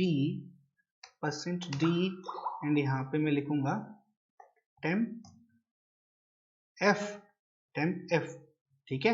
ये मैंने लिख लिया दोस्तों यहाँ पे। गिवन टेम्परेचर में जो मेरी फ़ारेनहाइट में वैल्यू है वो ये है। अब देखो इस प्रोग्राम को रन करते हैं और देखते हैं कि भैया ये प्रोग्राम मेरे को क्या देता है आउटपुट। अब मुझे यहाँ पे क्या कह रहा है, enter the value of temperature in Celsius में यहाँ पे डाल देता हूँ 37। ओके, तो 98 दे रहा है मुझे, बिल्कुल ठीक है यार। एक बार इसको गूगल पे चेक कर लेते हैं क्या होता है। मैं यहाँ पे टेम्परेचर डालता हूँ 37, 98.6, तो ठीक है, मैंने इंटीजर ले रखा है ना, तो 98.6 तो नहीं देगा, 98 इसने दे दिया, दैट्स वेल एंड गुड। मेरा प्रोग्राम प्रॉपर्ली काम कर रहा है, मैंने कन्वर्ट कर लिया टेम्परेचर को फ़ारेनहाइट से सेल्सियस से फ़ारेनहाइट में, तो मेरा प्रोग्राम प्रॉपर्ली काम कर रहा है। अब हम चलते हैं हमारे नेक्स्ट प्रोग्राम की तरफ। ओके गाइज, नेक्स्ट प्रोग्राम की तरफ हम लोग चलेंगे और हम लोग देखेंगे कि अगला प्रोग्राम हमें कौन सा बनाना है। ठीक है, तो जल्दी से हम लोग इसको देख लेते हैं, जल्दी से चलते हैं। Data types in C language, okay ठीक है। तो देखो हमारा नेक्स्ट प्रोग्राम क्या है, कन्वर्ट टू फ़ारेनहाइट भी हो गया। Write, program to enter temperature in Fahrenheit, convert to Celsius. Fahrenheit में डालो और कन्वर्ट कर दो सेल्सियस में। तो आप ये प्रोग्राम मेरे साथ बनाओ यार, मैं बना तो रही हूँ, आप मेरे साथ ये प्रोग्राम बनाओ। यहाँ पे मैं क्वेश्चन 9 के नाम से एक फाइल क्रिएट करता हूँ। यहाँ पे मैं लिखता हूँ क्वेश्चन 9.c, इसको क्रिएट कर देता हूँ जल्दी से, और यहाँ पे मैं कर देता हूँ क्वेश्चन को पेस्ट, और इसको Alt Z से रैप करता हूँ, कंट्रोल स्लैश से कमेंट आउट करता हूँ। यहाँ पे लगाता हूँ मेरा बॉयलर प्लेट कोड। ठीक है, बॉयलर प्लेट कोड लगाने के बाद मेरे को वही यहाँ पे दो इंटीजर वेरिएबल्स लेता हूँ मैं, टेम्प एस, टेम्प सी सेल्सियस के अंदर, ठीक है, और यहाँ पे टेम्प एफ ले लेता हूँ मैं फ़ारेनहाइट के अंदर। ठीक है, मेरा टेम्परेचर रह जाएगा। यहाँ पे मेरे को सेमीकोलन नहीं कोमा लगाना था। ठीक है, चलो ओके गाइस, तो अब मैं वही यूजर से वैल्यू प्रिंट करवाता हूँ। मैं वैल्यू बोलता हूँ यूजर को, यूजर मुझे वैल्यू दे दो, enter value of temperature, temperature in Fahrenheit. ठीक है, तो यहाँ पे मैं लिखूंगा enter the value of temperature in Fahrenheit. Okay, Fahrenheit में टेम्परेचर की वैल्यू दे दो, और इसके बाद मैं कर दूंगा यहाँ पे सेमीकोलन, और स्कैन एफ से मैं करवा लूंगा इस वैल्यू को स्कैन, सेव करवा लूंगा मेरे टेम्प एफ के अंदर, और यहाँ पे मैं लिखूंगा %d क्योंकि इंटीजर वैल्यू ही ली है मैंने, और इसके बाहर मैं लिख दूंगा and address of temp F. ठीक है, टेम्प एफ के एड्रेस में इसको चले जाना है, टेम्प एफ नहीं, temp underscore F. Okay, properly नाम लिखना है हमारे वेरिएबल का, नहीं तो हो जाएगा सब कुछ गड़बड़। ओके गाइस, तो अब हम यहाँ पे फॉर्मूला लिखेंगे कि दोस्त टेम्प सी की वैल्यू क्या हो, सेल्सियस में वैल्यू क्या हो जब मुझे टेम्प एफ दिया हुआ है, तो टेम्प सी की वैल्यू क्या हो। अब देखो भैया ये भी मुझे नहीं पता है, तो मैं वापस जाऊंगा गूगल के पास।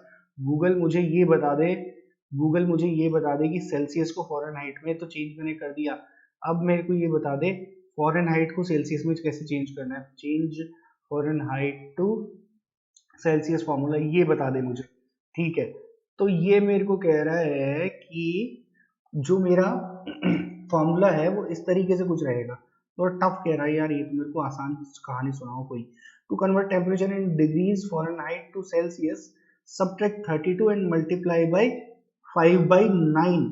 32 में से पहले घटा दो, और 5/9 से, या फिर 5/9 क्या होता है, 5/9 की वैल्यू हम लोग निकाल लेते हैं, और उससे हम लोग कर देंगे मल्टीप्लाई, या डायरेक्टली 5/9 ही लिख देंगे, कोई दिक्कत नहीं है। ज्यादा प्रोग्रामर लोग ज्यादा मैथ वैथ कैलकुलेट नहीं करते, हम तो प्रोग्राम बनाते हैं और फिर उससे मैथ अपने आप कैलकुलेट हो जाता है। ठीक है, तो जल्दी से यहाँ पे हम क्या करते हैं, टेम्प एफ ले लेते हैं। यहाँ पे टेम्प अंडरस्कोर एफ के अंदर से मैं सब्ट्रैक्ट कर देता हूँ 32। सबसे पहले तो यही काम है, पहले 32 घटाओ, पहले उसको घटाओ 32 में से, और फिर भैया उसको मल्टीप्लाई कर दो किसके साथ, उसको मल्टीप्लाई कर दो आप 5/9 के साथ।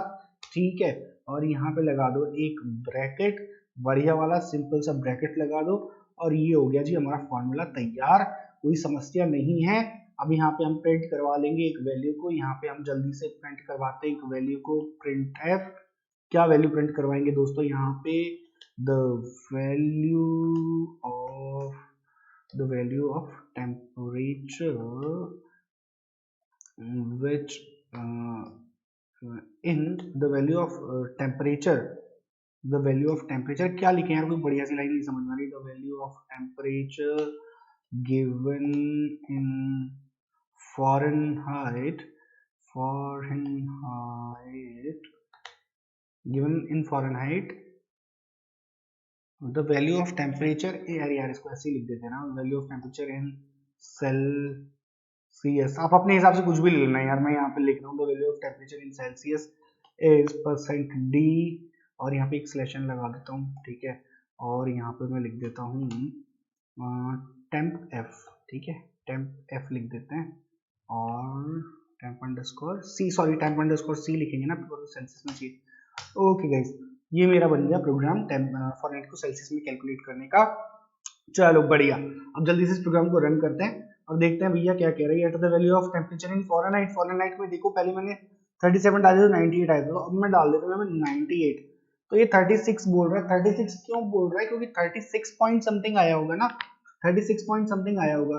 देखो यहाँ पे हम लोग एक बार कैलकुलेट भी कर लेते हैं इसको, calculate okay Fahrenheit into Celsius. Okay, तो मैं यहाँ पे देखो फॉरेनहाइट को डालता हूँ 98 डालता हूँ, 36.6667 आ रहा है। तो भाई ये नीचे की तरफ राउंड ऑफ करता है, तो इसमें 36 दे दिया है मुझे। आई होप आपको समझ में आ रही होगी बात, है ना। तो हमारा प्रोग्राम प्रॉपर्ली काम कर रहा है बढ़िया से। अब हम चलते हैं हमारे नेक्स्ट प्रोग्राम की तरफ कि हमको नेक्स्ट प्रोग्राम बनाने को क्या बोल रहा है। ये नेक्स्ट प्रोग्राम देखो, उसको पहले क्लोज कर दें टाइम को। नेक्स्ट प्रोग्राम बोल रहा है write a C program to convert days into years, weeks and days.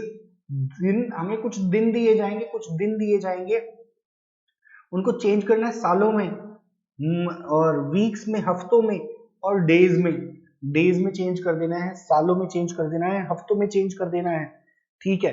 तो जल्दी से इस प्रोग्राम को बना लेते हैं गाइस, यहाँ पे एक फाइल क्रिएट करते हैं, उस फाइल का नाम देते हैं क्वेश्चन 10.c। हम 10वें क्वेश्चन तक आ गए गाइस, देखो ठीक है। यहाँ पे मैं इस प्रोग्राम को करके लाता हूँ, जल्दी से इस प्रोग्राम का टेक्स्ट करके लाता हूँ कॉपी, और कॉपी करने के बाद इसको करता हूँ बंद, यहाँ पे कर देता हूँ paste, Alt Z Ctrl/ boiler plate code.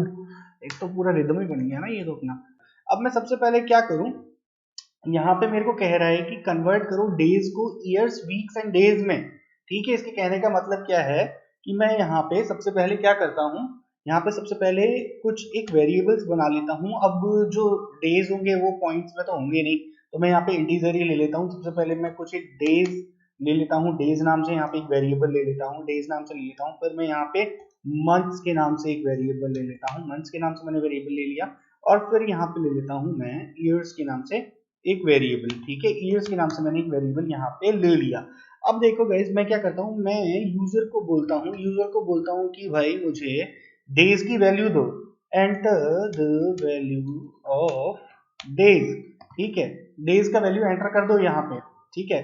और इन डेज का वैल्यू मैं कहाँ पे जाके सेव करवा दूंगा, इन डेज का वैल्यू मैं सेव करवा दूंगा। स्कैन एफ करता हूँ, स्कैन एफ करने के बाद मैं लिखता हूँ %d, क्योंकि ये एक इंटीजर है, और इस वैल्यू को जाके सेव कर देता हूँ मैं डेज में, ठीक है।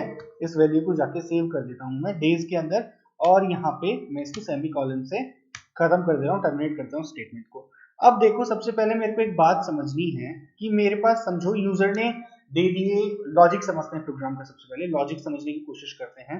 तो सबसे पहले यूजर ने मेरे को दे दिए समझो 425 दिन, 425 दिन दे दिए। तो मैं यहाँ पे लिखता हूँ 425 डेज, ठीक है। 425 डेज का मतलब क्या हो गया, अगर मैं 425 डिवाइड बाई 365 कर दूं तो मेरे पास नंबर ऑफ ईयर्स आ जाएंगे, ना, ठीक है। और अगर मैं यहाँ पे कर दूं 425 डिवाइड बाई 365, अब जितने दिन बचे उन दिनों में मैं 7 से डिवाइड कर दूं तो मेरे पास वीक्स आ जाएंगे कि कितने और वीक्स होंगे, दिनों के बाद कितने वीक्स हो जाएंगे, ठीक है। मैंने यहाँ पे मंथ्स क्यों लिया, मेरे से वीक पूछ रहा है ना ये, तो मेरे को वीक लेना चाहिए था यहाँ पे एक वेरिएबल, ठीक है। तो मैं यहाँ पे वीक नाम पे एक वेरिएबल बना लेता हूँ। ओके गाइस, तो मेरे पास अब यहाँ पे क्या आ जाएगा, मेरे पास यहाँ पे आ जाएगा कितने वीक्स हो जाएंगे अगर मैं बचे हुए डेज को डिवाइड कर दूं। बचे हुए डेज कैसे निकलेंगे, 425, और यहाँ पे मैं लगाता हूँ मॉड्यूलस फंक्शन लगाऊं, और यहाँ पे मैं लिख दूं 365। तो 425 डिवाइड होगा 365 से, और यहाँ पे मेरे पास नंबर ऑफ बचे हुए डेज आ जाएंगे, बचे हुए डेज आ जाएंगे, रिमाइंडर आ गया। और अगर मैं इसको डिवाइड कर दूं, अगर मैं इसको डिवाइड कर दूं 7 से, अगर मैं इसको डिवाइड कर दूं 7 से, तो मेरे पास वीक्स आ जाएंगे। आई होप आपको लॉजिक समझ में आ रहा है। मेरे पास 425 डेज हैं, 425 डेज में से मेरे को पहले ईयर हटाने पड़ेंगे क्योंकि ईयर यहाँ पे कैलकुलेट हो चुके हैं। तो मैंने 365 से उसको डिवाइड करके रिमाइंडर जो बचा, जो रिमाइंडर बचा उसको 7 से डिवाइड कर दिया, मेरे पास वीक्स की वैल्यू आ गई। अब क्या होगा, अब मैं क्या करता हूं, अब मेरे को बचे हुए डेज चाहिए, कि अब वीक भी नहीं, मेरे को डेज चाहिए, कि अब वीक्स भी कैलकुलेट होकर डेज कितने बचेंगे। ठीक है, तो देखो डेज कितने बचेंगे, मैं क्या करता हूँ, मेरे पास ईयर्स की वैल्यू आ गई, मेरे पास ईयर्स की वैल्यू आ चुकी है। मेरे पास ईयर्स की वैल्यू जब आ चुकी है तो मैं क्या कर सकता हूँ, यहाँ पे लिखूं ईयर और multiplied by, year multiplied by, यहाँ पे लिखते हैं ईयर मल्टीप्लाइड बाय 365। ओके, और ऐड करता हूँ वीक्स कितने हो गए, week, weeks multiplied by 7।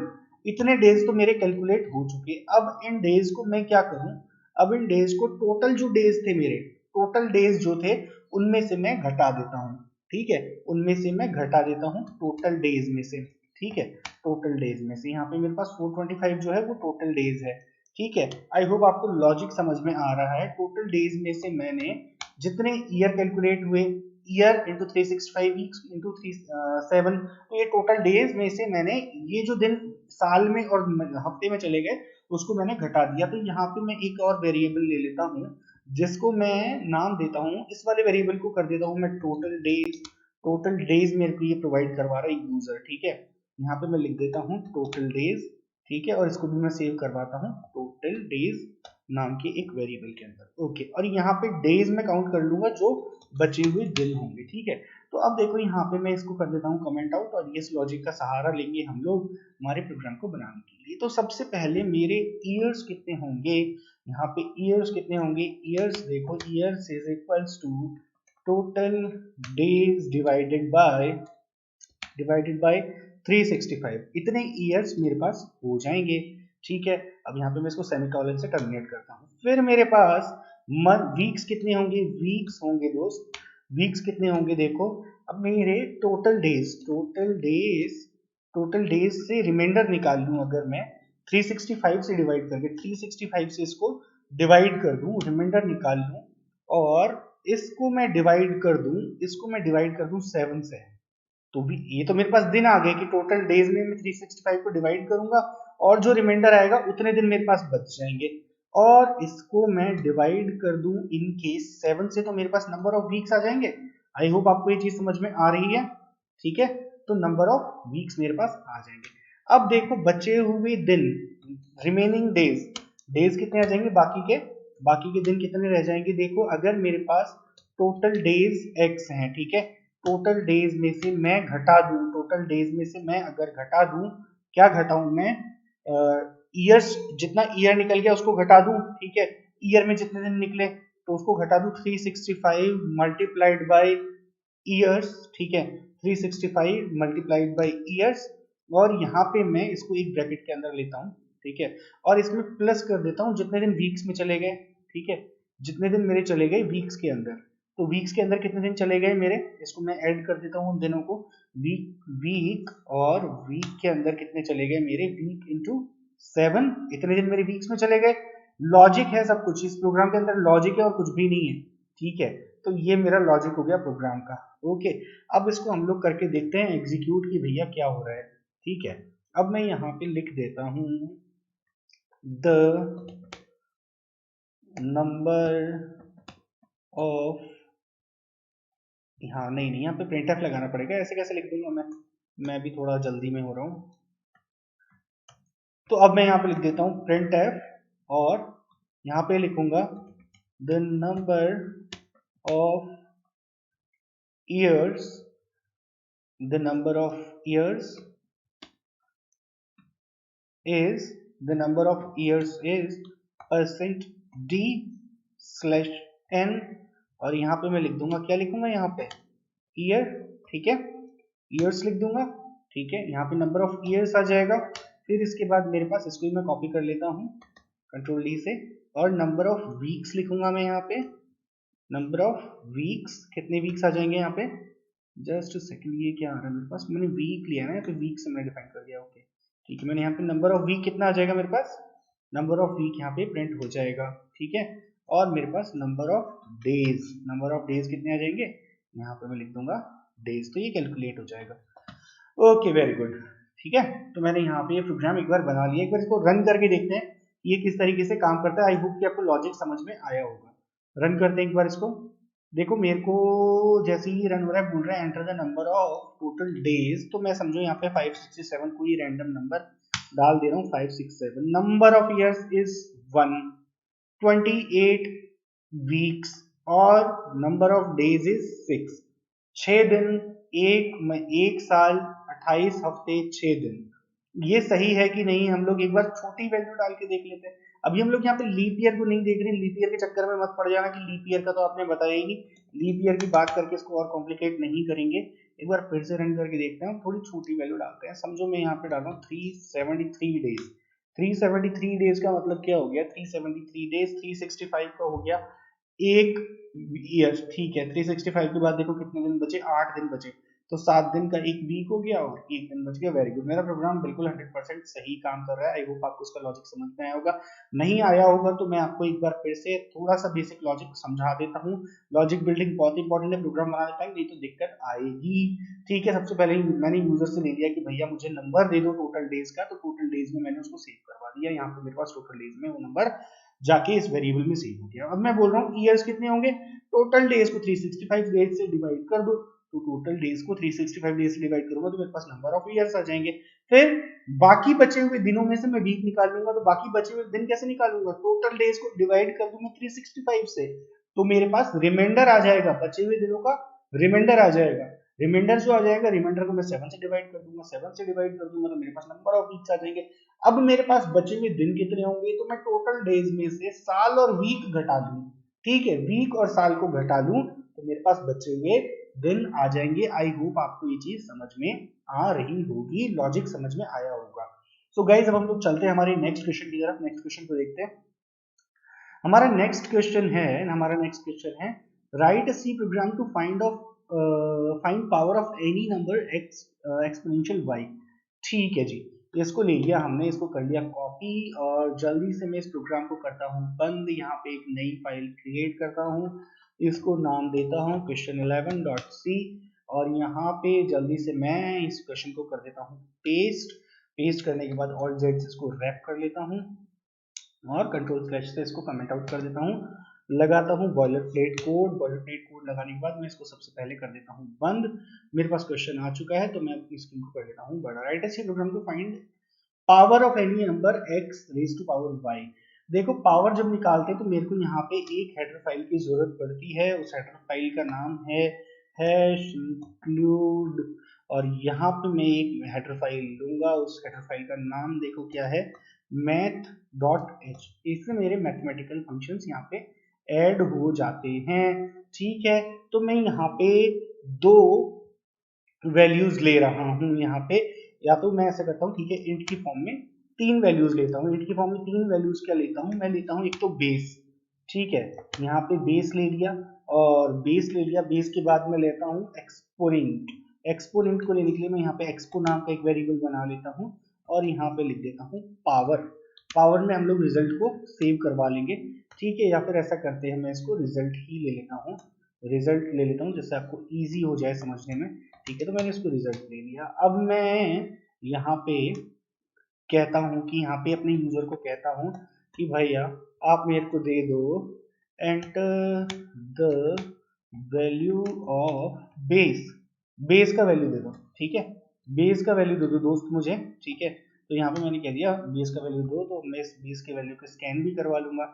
Scan करवाने के लिए मैं क्या करूंगा, स्कैनर फंक्शन का यूज करूंगा, और यहाँ पे मैं क्या करूंगा, यहाँ पे लगाऊंगा %d, क्योंकि ये तो मेरा है इंटीजर, और मैं यहाँ पे एड्रेस दे दूंगा किसका, बेस का, और इसको जाके बेस में सेव करवा दूंगा। ओके, अब मैं इसको सेम चीज बोलूंगा कि बेस का वैल्यू दे दिया, अब मुझे दे दो दोस्त आप एक्सपोनेंट का वैल्यू। ठीक है, तो मैं यहाँ पे एक्सपोनेंट का वैल्यू मांग लूंगा कि एक्सपोनेंट क्या है। ठीक है, तो यहाँ पे बोलते हैं हम लोग कि दोस्त एक्सपोनेंट का वैल्यू क्या है, तो एक्सपोनेंट का वैल्यू जैसे ही वो मेरे को देगा मैं यहाँ पे उसको डॉट एक्सपो में जाके यहाँ पे सेव करवा दूंगा। ठीक है, ये इतनी बात आपको शायद समझ में आई होगी। अब मैं बोलूंगा result is equals to pop function का यूज करेंगे हम लोग, और इसके अंदर हम लोग लिखेंगे base comma expo, base comma expo. ठीक है, ओके गाइस, यहाँ पे मैंने लिखा बेस कोमा एक्सपो और इसको लगा दिया मैंने इस तरीके से। आई होप आपको ये चीज समझ में आ रही होगी, इसको रिजल्ट का स्पेलिंग मेरे को सही लिखना था। ओके, तो अब मैं यहाँ पे प्रिंट करवाऊंगा, प्रिंट एफ की हेल्प से यहाँ पे लिखूंगा द वैल्यू ऑफ बेस की कोई भी वैल्यू हो जाएगी, द वैल्यू ऑफ बेस, और इसके बाद मैं लिखूंगा यहाँ पे और बेस पावर एक्सपो इज, यहाँ पे लिखूंगा परसेंट डी, और यहाँ पे बेस पावर एक्सपो लिखने की जगह देखो मैं क्या करता हूँ ना, मैं इन वैल्यूज को प्रिंट करवा देता हूँ। ठीक है, तो मैं यहाँ पे लिखता हूँ परसेंट डी। अब देखना कैसे प्रिंट करवा रहा हूँ, the value of percent D power percent D is, यहाँ पे इक्वल का साइन लगाएंगे, इज परसेंट डी और यहाँ पे लगाएंगे स्लैश एन। ठीक है, अब देखो इसको कैसे प्रिंट करवाते हैं हम लोग, एक बार हम लोग चेक करेंगे, जस्ट सेकंड।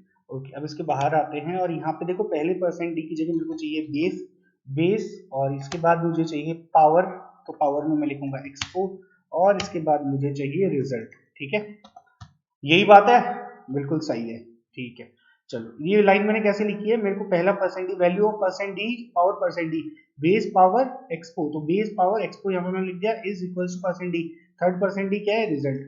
ओके, अब मैं इस प्रोग्राम को करता हूँ एग्जीक्यूट, करने पर बोल रही है enter the value of base का वैल्यू डाला मैंने 4, एक्सपोनेंट का वैल्यू डाल दिया मैंने 2, तो ठीक है, 4 जा 16 बिल्कुल सही है। यहाँ पे एक बार और इसमें कुछ वैल्यू डाल के देखते हैं, इसको मैंने किया क्लिक यहाँ पे कोऑर्डिनेट पे और यहाँ पे वैल्यू डाला मैंने 7 की पावर, यहाँ पे एक्सपोनेंट की वैल्यू डाली मैंने 2, तो यहाँ पे 7 raised to power 2 is equals to 49, 7 7 49 होता है, 7 मल्टीप्लाइड बाई 7। ठीक है, वेरी गुड, यहाँ पे मेरा बिल्कुल सही तरीके से प्रोग्राम काम कर रहा है। तो आई होप आपको ये जो पावर मैंने फंक्शन यूज किया है वो आपको ये समझ में आया होगा कि मैंने math.h हेडर फाइल को ऐड किया और उससे पावर फंक्शन का यूज किया।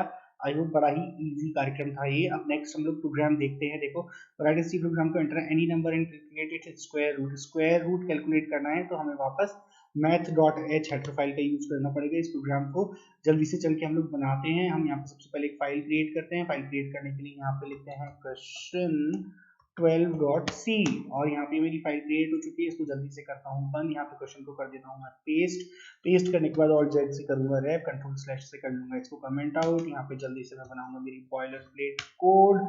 देखो प्रोग्राम जल्दी बन रहा है ना, कोई दिक्कत तो आ नहीं रही है। ठीक है, मैंने यहाँ पे मेरा क्वेश्चन लिख लिया, write C program to enter any number and calculate its square root. ठीक है, एंटर एनी नंबर, तो ठीक है, सबसे पहले मैं यहाँ पे इंट नंबर ले लेता हूँ, एक नंबर नाम का इंटीजर ले लेता हूँ और उसका स्क्वायर रूट के लिए मैं एक यहाँ पे वेरिएबल और बना लेता हूँ। ठीक है, स्क्वायर रूट के लिए वेरिएबल बना लेते हैं, यहाँ पे अंडरस्कोर लिखते हैं जिससे आपको बढ़िया से समझ में आए। ठीक है जी, और यहाँ पे हम लोग क्या करते हैं, यूजर को बोलते हैं कि भैया मुझे दे दो एक नंबर जिसका मुझे स्क्वायर रूट तुम निकलवाना चाह रहे हो। ठीक है, तो मैं यहाँ पे प्रिंटफ के अंदर लिखता हूँ एंटर द नंबर।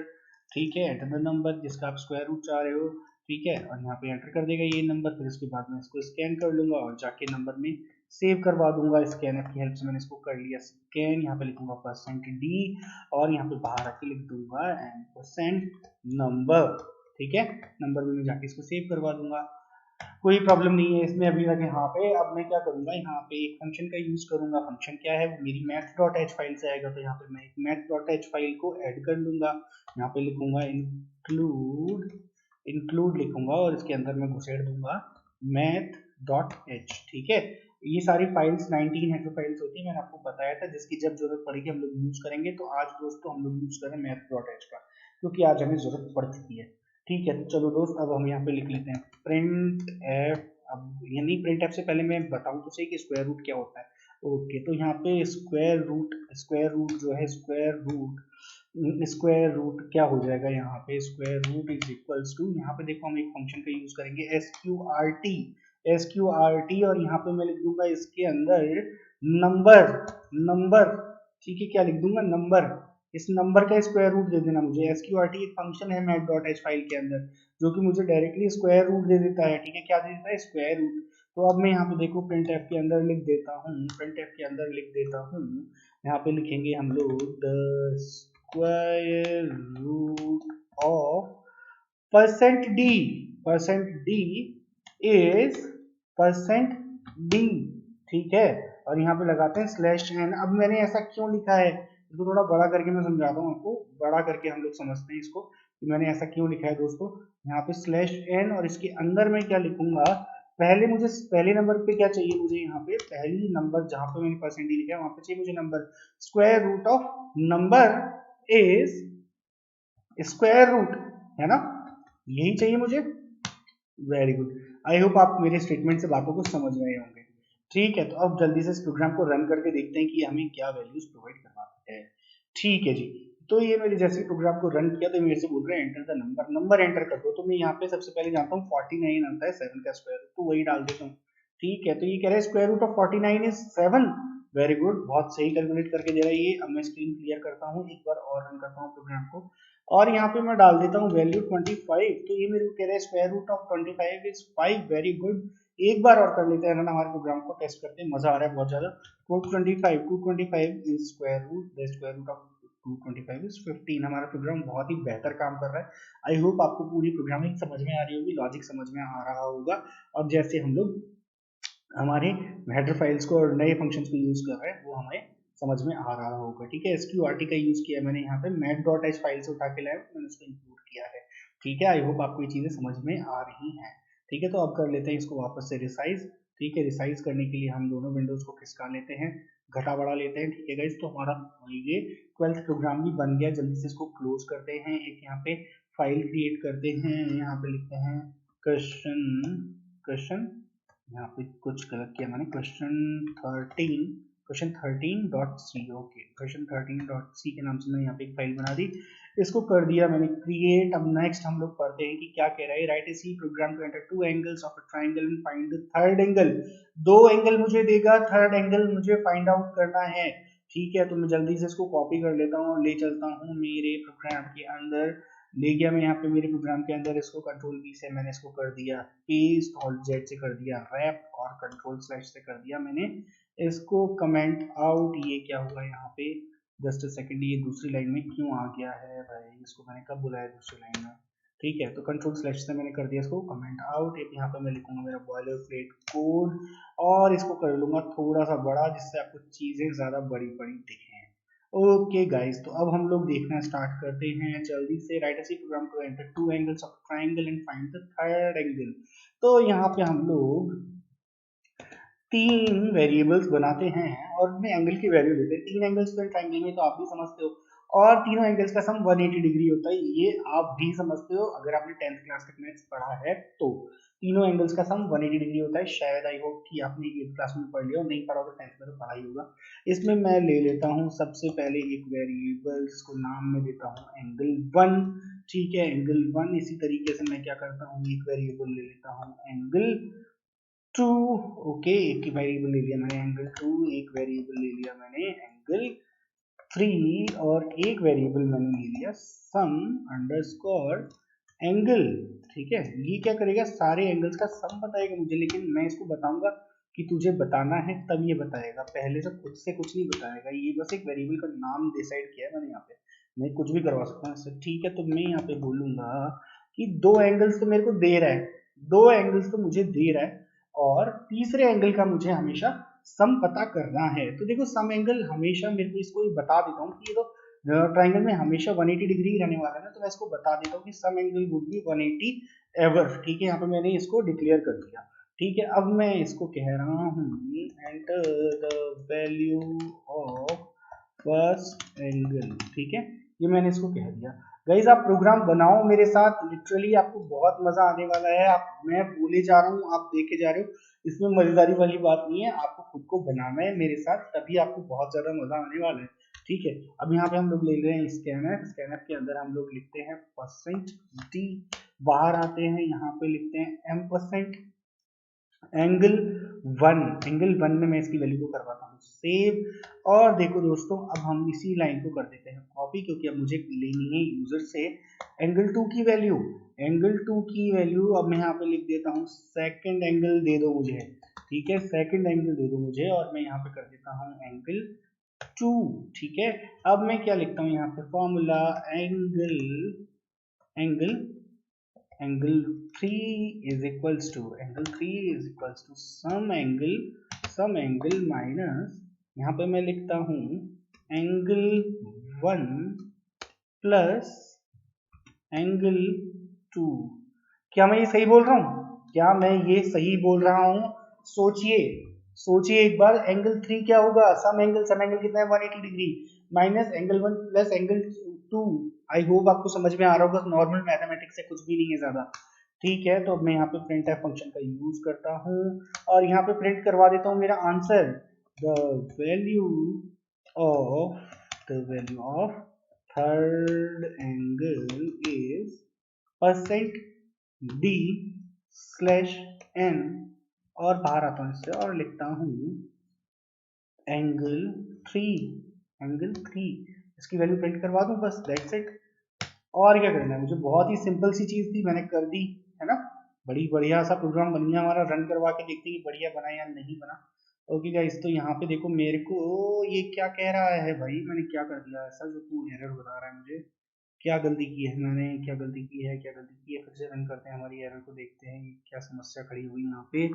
ओके, मैंने यहाँ पे स्कैन एफ ढंग से नहीं लिखा है, मैंने यहाँ पे कुछ और ही लिख दिया। स्कैन एफ लिखना था भाई, मैंने SCAF लिख दिया कुछ भी जल्दी में। ओके, सॉरी कंपाइलर, ठीक है। फिर मैंने कुछ गड़बड़ करी है क्या यार? ओके, मैंने इसको कॉपी पेस्ट किया था ना यहाँ पे। यार गाइज, आपसे भी गलती होती है तो आई एम रियली सॉरी, सबसे होती है गलती, आपसे भी होती है, मेरे से भी होती है। फर्स्ट एंगल ले लिया मैंने समझो 45 डिग्री, ठीक है। सेकंड एंगल ले लिया मैंने समझो 75 डिग्री। तो थर्ड एंगल बोल रहा है 60 डिग्री होगा। 60 डिग्री होगा क्या? कैलकुलेट करके देखो जल्दी से। 75 प्लस 5 80 प्लस 40 हो गया 120। हाँ जी, बिल्कुल ठीक है, बहुत बढ़िया बहुत बढ़िया, बिल्कुल सही प्रोग्राम चल रहा है मेरा। यहाँ पे एक बार इसको मैं कर लेता हूँ क्लियर। सर खुशी सी हो जाती है ना यार, प्रोग्राम सही काम कर रहा है। छोटा प्रोग्राम हो बड़ा प्रोग्राम हो कोई भी प्रोग्राम हो, प्रोग्राम सही बनना चाहिए ना। आप समझ रहे हो मेरी बात को? प्रोग्राम सही बनना चाहिए। फर्स्ट एंगल ले लिया मैंने 60 डिग्री समझो, और सेकंड एंगल ले लिया मैंने 90 डिग्री। तो ये कह रहा है तीसरे एंगल की जो वैल्यू है ना 30 डिग्री होगी।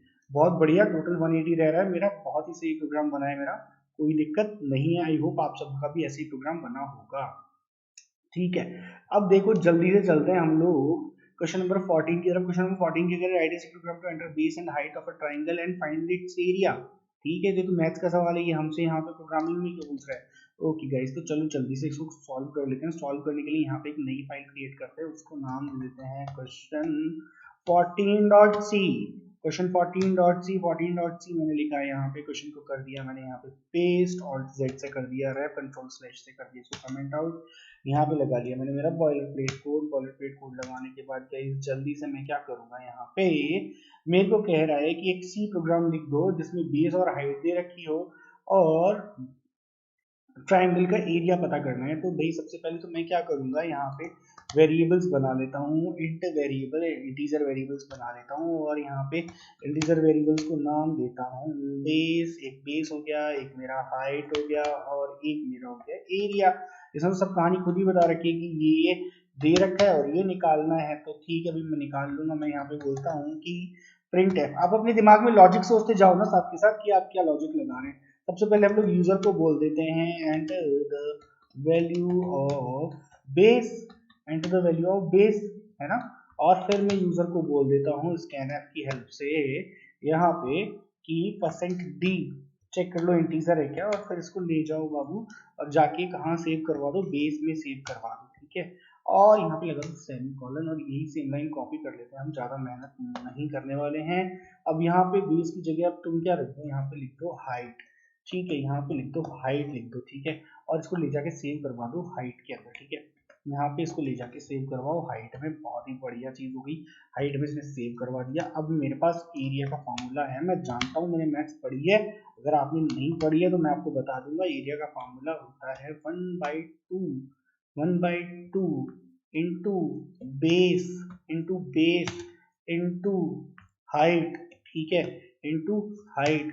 लेकिन मैंने यहाँ पे लगाया तो है ही नहीं मल्टीप्लिकेशन का साइन, ये कोई वो थोड़ा है कि अपने आप ही ले लेगा सब कुछ, या फिर ब्रैकेट ही लगा दिए तो चलेगा, ऐसा कुछ नहीं है भाई, ऐसा कुछ नहीं होगा, ब्रैकेट लगाने से नहीं चलेगा, पर्टिकुलरली साइन लगाना पड़ेगा आपको, मैं आपको पहले ही बता रहा हूँ, ठीक है। तो यहाँ पे 1/2 इंटू बेस इंटू हाइट रहेगा, ठीक है, और यहाँ पे एक एक ब्रैकेट आप चाहो तो बढ़िया से और लगा लो, ठीक है, आपको और आसानी हो जाएगी और सुंदर दिखने लग जाएगा आपका प्रोग्राम, और ज्यादा बढ़िया हो जाएगा, एक्सप्लेन हो जाएगा। अब मैं यहाँ पे लिख दूंगा printf और इसमें लिखूंगा the value of area is %t/n और बाहर आऊंगा इससे और लिखूंगा एरिया।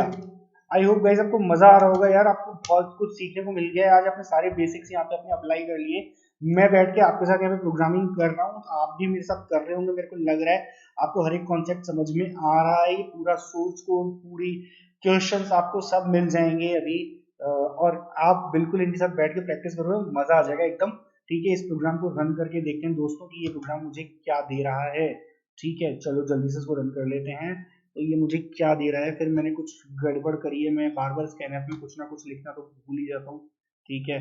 तो यहाँ पे फिर मैंने स्कैनएफ में एस लिखना भूल गया था मैं, ठीक है। फिर से इसको रन कर लेते हैं, देखो रन करते हैं। सबसे पहले मेरे से पूछ रहा है बेस की वैल्यू बता दो, मैंने बेस की वैल्यू दी 4, हाइट की वैल्यू दी 6, तो ये मेरे को एरिया की वैल्यू 0 क्यों दे रहा है यार, एरिया की वैल्यू 0 क्यों दे रहा है, मैंने क्या गलती करी है यहाँ पे, मैंने गलती क्या करी है यहाँ पे, 1/2, ओके ठीक है दोस्त, 1/2 नहीं लेते हैं इसको, यहाँ पे हम लोग 0.5 ले लेते हैं, 0.5 लेते हैं, कोई इशू कोई दिक्कत नहीं, कोई इशू कोई दिक्कत नहीं है, ठीक है। अब यहाँ पे मैं बेस की वैल्यू ले लेता हूँ 5, बेस की वैल्यू मैंने 5 ले ली, तो यहाँ पे इसकी हाइट की वैल्यू मैं लेता हूँ 6, तो ये देखो मेरे को क्या कह रहा है, 5 6 30 और 15, बहुत बढ़िया, बहुत ही बढ़िया। मेरा यहाँ पे ये सॉल्व होती दिखा रहे 0.5 बेस इंटू हाइट, हाँ 5 6 30 और 30 को मैंने मल्टीप्लाई किया 0.5 से, तो हो तो गया ना, बेस इंटू हाइट 5 6 30 इंटू 0.5 15, ठीक है। कुछ और डाल के लेते हैं, यहाँ पे देखो और कुछ डाल लेते हैं, यहाँ पे डाल लेते हैं बेस की वैल्यू डाल लेते हैं यहाँ पे 10 और हाइट की वैल्यू डाल लेते हैं यहाँ पे 10, तो वैल्यू ऑफ एरिया इज 50, बिल्कुल ठीक है। मेरा प्रोग्राम बहुत बढ़िया काम कर रहा है, मैंने यहाँ पे प्रोग्राम को क्रिएट कर लिया है बिल्कुल ठीक तरीके से, ओके गाइस। तो मेरा ये क्वेश्चन नंबर 14 हो गया बहुत बढ़िया तरीके से सॉल्व। अब मैं चलता हूँ नेक्स्ट क्वेश्चन की तरफ। नेक्स्ट क्वेश्चन है मेरा number 15, write a C program to calculate area of an equilateral triangle. Okay, तो इसको कर लेते हैं जल्दी से कॉपी, और यहाँ पे क्वेश्चन नंबर 14 को करते हैं बंद, यहाँ पे एक न्यू फाइल बनाते हैं, इसको नाम देते हैं क्वेश्चन 15 के नाम से, .c के नाम से मैं इसको करूंगा क्रिएट। मैंने यहाँ पे फाइल क्रिएट कर ली है, और जल्दी से मैं यहाँ पे क्वेश्चन को कर दूंगा पेस्ट कर दिया मैंने, Alt Z Ctrl/, बहुत बढ़िया। यहाँ पे लगाऊंगा मैं मेरा बॉयलर प्लेट कोड भी मैंने लगा लिया है, इसको कर दूंगा मैं बंद फिलहाल के लिए। मेरे को कह रहा है write C program calculate area of an equilateral triangle, भाई मुझे नहीं पता कैलकुलेट करने का फॉर्मूला, और मेरे को शर्म नहीं आती है चीज बोलने में, क्योंकि मैं भूल चुका हूँ, पहले पढ़ा था यार, नहीं आता, ठीक है। तो कोई दिक्कत नहीं है, हम जल्दी से कैलकुलेट कर लेते हैं area of an equilateral triangle, ठीक है। देखो अपने आप सजेस्ट करता है, बहुत से लोगों को नहीं पता यार, सजेशंस में आ तो रहा है, ठीक है। एरिया क्या होता है इसका, area is equals to √3/4 A square, A with this side, ठीक है, √3/4 ए स्क्वायर। तो दो चीजें मुझे लेनी पड़ेंगी इसमें, देखो जल्दी से इसमें ले लेते हैं हम लोग इन, क्या क्या लेना पड़ेगा खुद बताओ। एक तो मुझे साइड की वैल्यू लेनी पड़ेगी, ठीक है, एक तो मुझे लेनी पड़ेगी साइड की वैल्यू, ठीक है, और एक मुझे लेना पड़ेगा एरिया, बस इतना ही लेना पड़ेगा, बाकी तो मुझे फॉर्मूला लगाना है, ठीक है। एरिया मैं निकलवाऊंगा और साइड की वैल्यू मैं यूजर से लूंगा, प्रिंट के अंदर मैं क्या लिखूंगा, एंटर द वैल्यू, यूजर को बोलता हूँ enter the value of side in triangle, ठीक है, इन ट्रायंगल, ठीक है। और इसको एक बार कर लेते हैं बड़ा प्रॉपर्ली, इस फॉर्मूला को कॉपी कर लेते हैं, फॉर्मूला कॉपी करके हम कमेंट आउट करके रख लेंगे। तो इसको मैं करता हूँ Ctrl+C और यहाँ पे ऊपर ही डाल देता हूँ मैं, और इज इक्वल्स टू, ये क्या है भाई, जस्ट अ सेकंड, ये 3√3/4 है ना, ये √3/4 ए स्क्वायर, ठीक है। फॉर्मूला इस तरीके से लिखिए कि हमें तो समझ में आए, ठीक है। कोई दिक्कत नहीं। √3/4 ए स्क्वायर याद रखिएगा आप लोग, मैं भी याद रखूंगा। कंट्रोल/ कर दिया मैंने, ठीक है। तो उसमें भी इसको थोड़ा सा बड़ा करता हूँ, √3/4 ए स्क्वायर, ये एक चीज़ मैं याद रखूंगा अभी, ठीक है। मैंने printf यूजर से बोला एंटर कर दो वैल्यू। अब मैंने यहाँ पे scanf से इस वैल्यू को ले लेना है। वैल्यू को लेने के लिए मैं क्या करूँगा, %d, और यहाँ पे इसको सेव करवाऊंगा मैं %साइड में, ठीक है जी। मेरी वैल्यू आ गई साइड की। अब मैं क्या बोलूंगा कि एरिया क्या होगा जी, एरिया होगा, अब देखो यहाँ पे मेरे को √3/4 था कि 4 था, √3/4 था ना, ओके। तो √3/4 था, रूट का साइन यहाँ पे आ नहीं रहा, तो मेरे को देखो यहाँ पे क्या करना पड़ेगा, रूट का फंक्शन भी चाहिए मेरे को, स्क्वायर का फंक्शन भी चाहिए, तो मेरे को इंक्लूड करनी पड़ेगी मेरी math.h फाइल। मेरे हथियारों ले आओ, मेरे हथियारों को इकट्ठा करो, math.h फाइल को बुलाओ, यहाँ पे मेरे को जरूरत पड़ चुकी है बहुत ही ज्यादा, ठीक है। तो यहाँ पे मैं math.h फाइल को निकाल के ले आऊंगा मेरी तलवार को, और मैं यहाँ पे उसको लगा दूंगा। अब मेरे को तलवार निकाल के ले तो आया मैं, अब मेरे को करना क्या है इस तलवार का, तो मैं यहाँ पे सबसे पहले देखो मेरा जो फॉर्मूला है √3 का स्क्वायर रूट है, ठीक है। ये ऐसे अब मैं यहाँ पे लिख देता हूँ, ठीक है। तो √3 का स्क्वायर रूट है, 3 का स्क्वायर रूट है सबसे पहले, तो मैं यहाँ पे सबसे पहले SQRT लिखूंगा और इसमें वैल्यू डाल दूंगा 3, ठीक है। सबसे पहले मेरे को 3 का स्क्वायर रूट निकालना है, फिर उसको डिवाइड कर देना है मेरे को 4 से, और इसको सबसे पहले मैं ले लेता हूँ एक ब्रैकेट के अंदर, ठीक है। एक ब्रैकेट के अंदर ले लूंगा, और फिर मेरे पास नेक्स्ट क्या है, इसको मल्टीप्लाई करना है, इस वैल्यू को मुझे मल्टीप्लाई करना है, इस वैल्यू को मुझे मल्टीप्लाई करना है किससे, 4, इसको मेरे को मल्टीप्लाई करना है 4a स्क्वायर से, 4a स्क्वायर से, 4a स्क्वायर से मेरे को मल्टीप्लाई करना है। देखिए एक बार फॉर्मूला यही है ना, √3/4 है यार, ये √3/4 a स्क्वायर, ठीक है। तो यहाँ पे 4 नहीं है, ठीक है, a स्क्वायर है। तो मैं चाहूँ तो देखो दो तरीके मेरे को इसको लिखने के, अगर मैं चाहूँ तो इसको इस तरीके से लिख सकता हूँ, ठीक है, इस तरीके से भी लिख सकता हूँ मैं, ए स्क्वायर मीन्स मेरा साइड है ये, तो मैं इसको साइड लिख सकता हूँ, साइड क्रॉस साइड, ठीक है। ये फॉर्मूला मेरा बढ़िया काम करेगा, यहाँ पे कोई दिक्कत नहीं है। इस तरीके से भी लिख सकता हूँ, नहीं तो मैं यहाँ पे एक पावर वाला फंक्शन भी यूज कर सकता हूँ, क्योंकि मैंने math.h फाइल यूज करी है ना यहाँ पे, तो मैं यहाँ पे लिख सकता हूँ POW, ठीक है, POW, और यहाँ पे लगा दूं मैं, यहाँ पे एक पावर लगा सकता हूँ मैं, किस तरीके से लगाऊंगा, यहाँ पे साइड, बेस हो जाएगा मेरा साइड, और पावर हो जाएगी उस पर 2, तो ये भी बहुत अच्छे से काम करेगा, इसमें कहीं दिक्कत नहीं आने वाली मुझे, ठीक है। और मैं क्या करूंगा, इसको कर दूंगा एक कॉमन ब्रैकेट में पूरे के पूरे मेरे फॉर्मूला को बंद। आई होप आपको ये चीज समझ में आई होगी, मेरे को लग रहा है कि आपको समझ में आई होगी, जरूर समझ में आई होगी, ठीक है। तो अब देखो मैं कर लेता हूँ इसको सेमीकोलन से टर्मिनेट स्टेटमेंट को, और मैं यहाँ पे प्रिंट करवा देता हूँ एरिया, ठीक है। यहाँ पे मैंने प्रिंट करवाया एरिया, और इसके अंदर मैं डालता हूँ वैल्यूज, इसके अंदर मैं डालता हूँ the value of area, area of triangle, triangle is %d/n, और यहाँ पे बोलता हूँ मैं एरिया, ओके। नहीं, मेरे को ब्रैकेट के बाहर लिखना है ना ये, ठीक है। तो मैं गड़बड़ कर रहा हूँ, और आप लोग भी ऐसी गड़बड़ कर सकते हैं, आपको ध्यान रखना है कि ये गड़बड़ हो सकती है, तो आपको एरर रेक्टिफाई करना भी आना चाहिए, ओके। तो मेरा यहाँ पे फॉर्मूला सेट हो गया बढ़िया से। तो गाइज हमारा प्रोग्राम बन के यहाँ पे तैयार है, हम जल्दी से करते हैं इसको रन।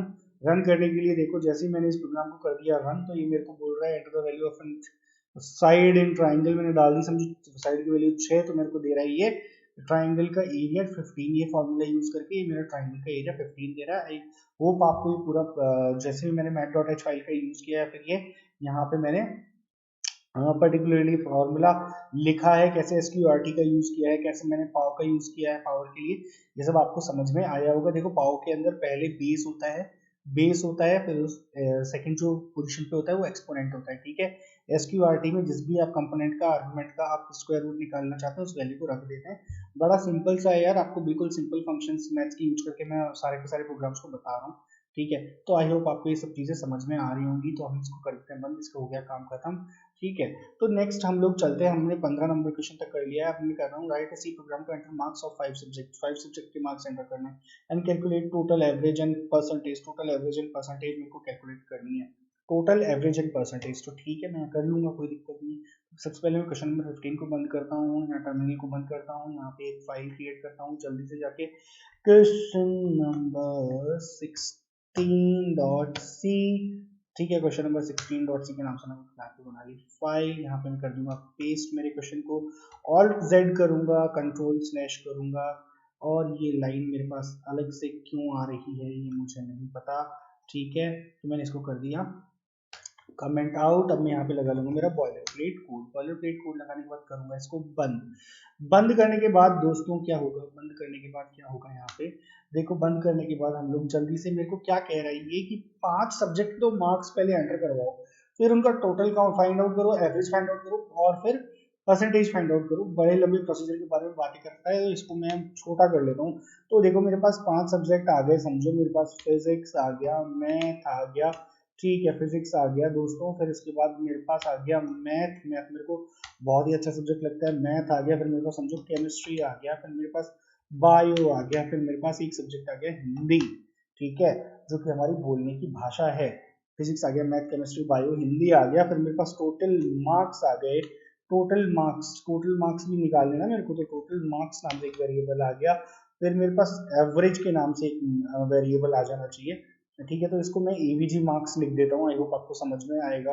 एवीजी मार्क्स के नाम से मैंने एक वेरिएबल बना लिया, मेरे को कह रहा है कि परसेंटेज, तो मैं यहाँ पे बोल देता हूँ परसेंटेज के नाम से एक वेरिएबल मैं बना लेता हूँ। सो दोस्तों यहाँ पे मैंने बना दिए मेरे सारे के सारे वेरिएबल्स, लेकिन मैं बीच में लगाना भूल गया हूँ कॉमा, तो ये लाल लाल लाइन मुझे जरूर दिखेगी, ठीक है, तो मैं यहाँ पे ये सारे मार्क्स यहाँ पे लिख लेता हूँ। सबसे पहले एंटर करवाता हूँ यूजर से कि भैया मुझे ये बताओ फिजिक्स में तुम्हारे कितने मार्क्स है, ठीक है, तभी मैं टोटल एवरेज एंड परसेंटेज ये सब लिख पाऊंगा। तो मैं यहाँ पे लिखता हूँ enter the marks obtained in physics, ठीक है, फिजिक्स के अंदर कितने आए, फिजिक्स के मार्क्स बता दो सबसे पहले, ठीक है, फिजिक्स के मार्क्स बता दो सबसे पहले। फिजिक्स के मार्क्स बताने के बाद क्या करो, उस वैल्यू को ले जाओ, स्कैन करके उस वैल्यू को ले जाओ, परसेंट डी दे देता हूँ मैं, परसेंट डी क्योंकि इंटीजर वैल्यू रहेगी, और एम परसेंट फिजिक्स PHY, ठीक है,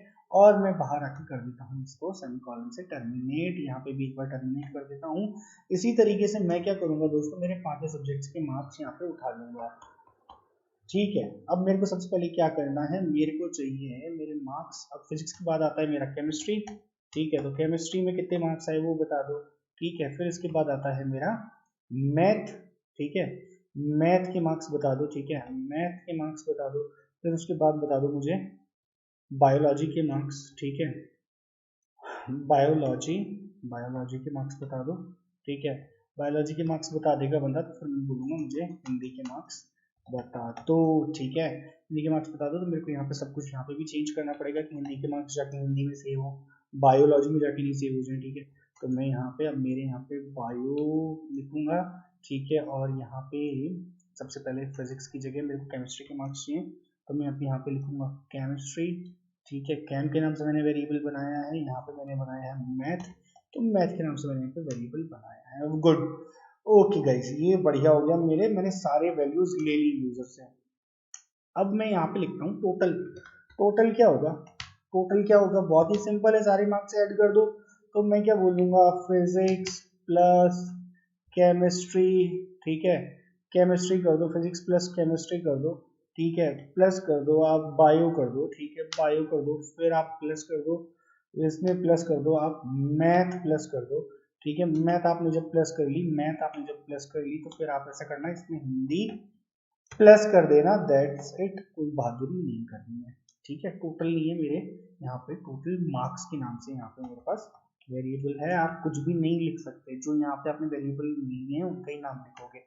अब ठीक है, अब मेरे को एवरेज मार्क्स चाहिए, एवरेज मार्क्स कैसे निकलेंगे, टोटल में मैं डिवाइड कर दूं नंबर ऑफ सब्जेक्ट से, तो मेरे पास एवरेज मार्क्स आ जाएगा, तो मैं यहाँ पे लिखता हूँ AVG marks is equals to total marks divided by कितने सब्जेक्ट है, 1 2 3 4 5 सब्जेक्ट्स हैं, 5 है ना जी, बढ़िया। मेरे से क्या पूछ रहा है, परसेंटेज, परसेंटेज के लिए अगर समझो मैं यहाँ पे अज्यूम कर लूँ कि आउट ऑफ 100 ही नंबर्स रहेंगे, numbers will be out of 100, ठीक है, अगर आउट ऑफ 100 है तो टोटल जो मेरे नंबर्स हो जाएंगे वो कितने हो जाएंगे, तो मैं यहाँ पे लिखूंगा percentage is equals to obtained marks, ठीक है, या फिर टोटल मार्क्स डिवाइडेड बाय कितने सब्जेक्ट्स हैं 5, तो 500, ठीक है, टोटल मार्क्स डिवाइडेड बाय 500 और इसको मल्टीप्लाई कर दूंगा मैं 100 से, यही चीज है, ऐसे निकालते हैं ना हम लोग परसेंटेज, मल्टीप्लाइड बाय 100, तो ये हो जाएगा मेरा परसेंटेज। ओके गाइस, तो अब जल्दी से चलते हैं हम लोग इन तीनों चीजों को प्रिंट करवाते हैं प्रिंट एफ के थ्रू। सबसे पहले यहाँ पे लिखते हैं प्रिंट कैसे करवाएंगे, the total marks obtained by student is percent d slash n, और यहाँ पे मैं लिखूंगा टोटल मार्क्स। वेरी गुड, ठीक है। अब नेक्स्ट हम लोग इसको ले आते हैं न्यू लाइन में, ठीक है। अब यहाँ पे मैं क्या लिखूंगा, टोटल मार्क्स ऑब्टेन्ड लिख दिया मैंने यहाँ पे, अब मैं लिखूंगा यहाँ पे दूसरी चीज क्या, average marks obtained by the student is AVG marks, ठीक है। सही है कि नहीं, आपको आई होप बहुत अच्छे से समझ में आ गए होंगे बेसिक कॉन्सेप्ट यार सारे, हर एक चीज में अपन ने बहुत अच्छे से नेक्स्ट लेवल की मेहनत करी है। अब कोई ऐसा बेसिक कॉन्सेप्ट नहीं बचा आई थिंक कि आपको नहीं आता हो सी लैंग्वेज की बेसिक्स के अंदर, ठीक है, कोई कॉन्सेप्ट ऐसा नहीं बचेगा। तो percentage obtained by the student is percent D, और यहाँ पे मैं लिख दूंगा परसेंटेज। मेरा प्रोग्राम बन गया है बहुत ही सुंदर प्रोग्राम बनने के बाद इसको रन करना भी बहुत जरूरी है। रन करने के लिए दोस्तों हम लोग चलते हैं जल्दी से कोड रनर के पास, इस पर क्लिक करते हैं बिना सेव किए, और ये मेरे पास भयंकर एरर लेके आया है कि बहुत ही ज्यादा तुमने एरर कर दी है। एरर यहाँ पे क्या कर दी है, सबसे पहले तो इसको आपने कमेंट आउट नहीं किया है, ठीक है जी। दूसरी एरर मैंने क्या की है, देखो यहाँ पे रेड लाइन दिखा रही होगी कहीं पे, नहीं, अब दूसरी एरर तो फिलहाल तो कहीं नहीं दिखा रही, एक बार फिर से इसको रन कर देते हैं हम लोग, ठीक है। तो सबसे पहले ये मेरे को कह रहा है कि enter the value of marks obtained in physics के अंदर मेरे समझो आया 56, जस्ट अ सेकंड में कहीं और ही टाइप कर रहा हूँ इसको, ठीक है। मेरे फिजिक्स के अंदर है 56 मार्क्स, मेरे केमिस्ट्री के अंदर आ गए 78 मार्क्स, मैथ के अंदर आ गए मेरे 89 मार्क्स, और फिर मेरे वापस आ गए 78 मार्क्स बायो में, और हिंदी के अंदर समझो मेरे आगे 100 मार्क्स। तो देखो क्या कहता है ये, the total marks obtained by student, total marks 401, ठीक है। Marks obtained by student is 80, very good. The percentage obtained by student is 0.000, okay. I think मुझे इसको फ्लोट लेना पड़ेगा, I am do making some mistake. मेरे को total marks, और मैं जिन जिन आर्गुमेंट से वैल्यूज निकाल रहा हूँ ना, total marks and average marks वगैरह, तो मेरे को यहाँ पे इसको लेना पड़ेगा फ्लोट, ठीक है। तो मैं यहाँ पे जल्दी से इसको ले लेता हूँ फ्लोट, ठीक है। और मैं यहाँ पे क्या करता हूँ, यहाँ पे लगा देता हूँ सेमी कॉलन, यहाँ पे मैंने गलतियाँ करी हैं बहुत सारी, ओके। नहीं, ये तो मेरा ठीक है, ये इसमें कहीं दिक्कत नहीं मेरे को, गुड। और मेरा टोटल मार्क्स मेरा फ्लोट आ गया, ठीक है। टोटल मार्क्स फ्लोट आ गया, मैं इन सब वैल्यूज को भी फ्लोट ही लेता हूँ यार, क्योंकि मेरे को एक्चुअली फ्लोट वैल्यूज लेनी पड़ेंगी यहाँ पे, क्योंकि मेरे को परसेंटेज वगैरह निकालना है, तो यहाँ पे मैं इनको भी फ्लोट ही ले लेता हूँ। ओके गाइस, तो मैंने यहाँ पे इन सबको फ्लोट ले लिया, और इनका डेटा टाइप मैं यहाँ पे चेंज कर दूंगा, सब जगह मैं कर दूंगा फ्लोट। फ्लोट में इसलिए ले रहा हूँ क्योंकि मेरे को परसेंटेज और एवरेज निकालना है, ठीक है। और वो एवरेज और परसेंटेज यहाँ पे निकलेगा ही नहीं जब तक मैं यहाँ पे फ्लोट वैल्यू नहीं लूंगा, ठीक है। ओके, तो आई होप आप मेरी बात को समझ रहे हो, ठीक है। यहाँ पे मैंने ले लिया फ्लोट, या फिर परसेंट एफ से मेरे को सब कुछ चेंज करना पड़ेगा, ठीक है गाइज। यहाँ पे मैंने ले लिया फ्लोट ले लिया, इंट को मैं हटा देता हूँ यहाँ से, इंट मेरे को लेना ही नहीं कुछ भी, सही है, शायद हम लोग सही कर रहे हैं, अब सही रास्ते पर जा रहे हैं। इसको एक ही सेमीकोलन लगाना होता है, मैंने दो तो लगा रखे हैं, ठीक है, वेरी गुड। अभी मैं यहाँ पे भी चेंज करूंगा, यहाँ पे चेंज करने के लिए मैं यहाँ पे सब परसेंट डी हटा के सब कर देता हूँ यहाँ पे एफ। ओके गाइस, तो मैंने डेटा टाइप चेंज किया है बेसिकली यहाँ पे, क्योंकि वो मेरे को वैल्यू गलत दे रहा था, ठीक है। और यहाँ पे हम लोग एक लगा लेते हैं ब्रैकेट जल्दी से, ठीक है, ब्रैकेट लगा लेंगे। ब्रैकेट लगाने के बाद अब गाइस हम लोग चलते हैं हमारे प्रोग्राम एग्जीक्यूशन की तरफ, जल्दी से चलते हैं, ठीक है। तो कुछ गड़बड़ की है कि हमने, देखो फिर कुछ गड़बड़ बता रहा है, each declared identifier is reported only once for each function। देखो कुछ ना कुछ गड़बड़ हम लोग कर रहे हैं, और जल्दी से देखते हैं हम लोग क्या गड़बड़ कर रहे हैं। फिजिक्स, यहाँ पे क्या गड़बड़ कर रहे हैं हम लोग, देखो दोस्तों गड़बड़ क्या कर रहे हैं, परसेंट एफ क्या दिक्कत है भाई? टोटल मार्क्स वगैरह सब मैंने फ्लोट लिया है। प्रॉब्लम्स में देखते हैं चल के। एक्सपेक्टेड सेमी कॉलन, एक लाइन नंबर 9 में सेमी कॉलन चाहिए इसको। अरे यार यहाँ पे इसको सेमी कॉलन चाहिए ना, ठीक है यहाँ पे सेमी कॉलन चाहिए इसको। ओके एक बार इसको अब रन करके देखते हैं। रन करके देखते हैं, देखो ये हमें क्या बोल रहा है। हमें जैसे ही हमने इस प्रोग्राम को देखो रन किया, मेरे को बोल रहा है enter the marks of Indian physics. समझो 67 मार्क्स है, केमिस्ट्री में 89 मार्क्स, मैथ्स में 78 मार्क्स, बायो में 98 मार्क्स और हिंदी में आगे 67 मार्क्स। तो देखो बहुत बढ़िया, अब ये प्रोग्राम मेरा बहुत अच्छे से रन कर रहा है। मेरे को कह रहे हैं स्टूडेंट के 399 टोटल मार्क्स आए, उसके एवरेज मार्क्स देखो इतने आ गए, ठीक है, और उसकी परसेंटेज जो है वो इतनी है, ठीक है। तो आई होप आपको ये चीज़ समझ में आई होगी। एक बार फिर से मैं प्रोग्राम को रन करके दिखा देता हूँ आपको स्क्रीन क्लियर करके। आप फ्लोट ले लोगे ना वैल्यू, तो वो परसेंटेज कैलकुलेट नहीं कर पाएगा, तो आपको फ्लोट लेनी पड़ेगी। तो डेटा टाइप सिलेक्शन भी बहुत इंपॉर्टेंट है, ध्यान देना चाहिए। शुरुआत में ही मेरे से गलती हुई, मैंने नहीं दिया। आपको हर प्रोग्राम बनाते टाइम डेटा टाइप का ध्यान देना है, ठीक है। तो अब देखो फिजिक्स के अंदर मैं समझता हूँ कि मेरे जो स्टूडेंट है उसका 78 मार्क्स है, केमिस्ट्री के अंदर 99 मार्क्स आ गए, मैथ्स के अंदर आ गए 100 मार्क्स, ठीक है, लेकिन बायो में रह गए कमजोर 54, और हिंदी में तो फेल ही हो गया, 23 मार्क्स आ गए इसके, ठीक है।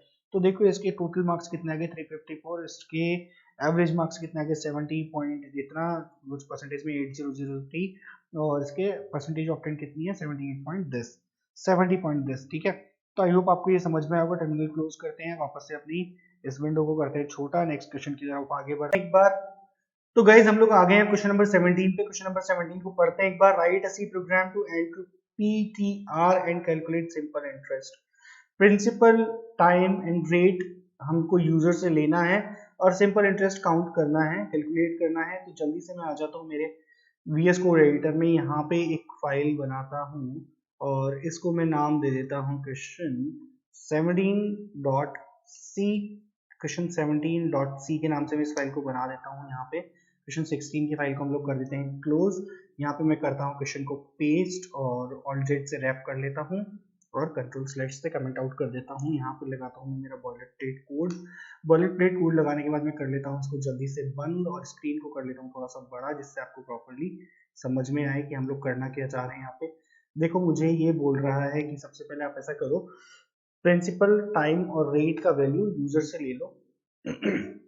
एंटर करना है मतलब यूजर से लेना है, और सिंपल इंटरेस्ट कैलकुलेट करना है, ठीक है।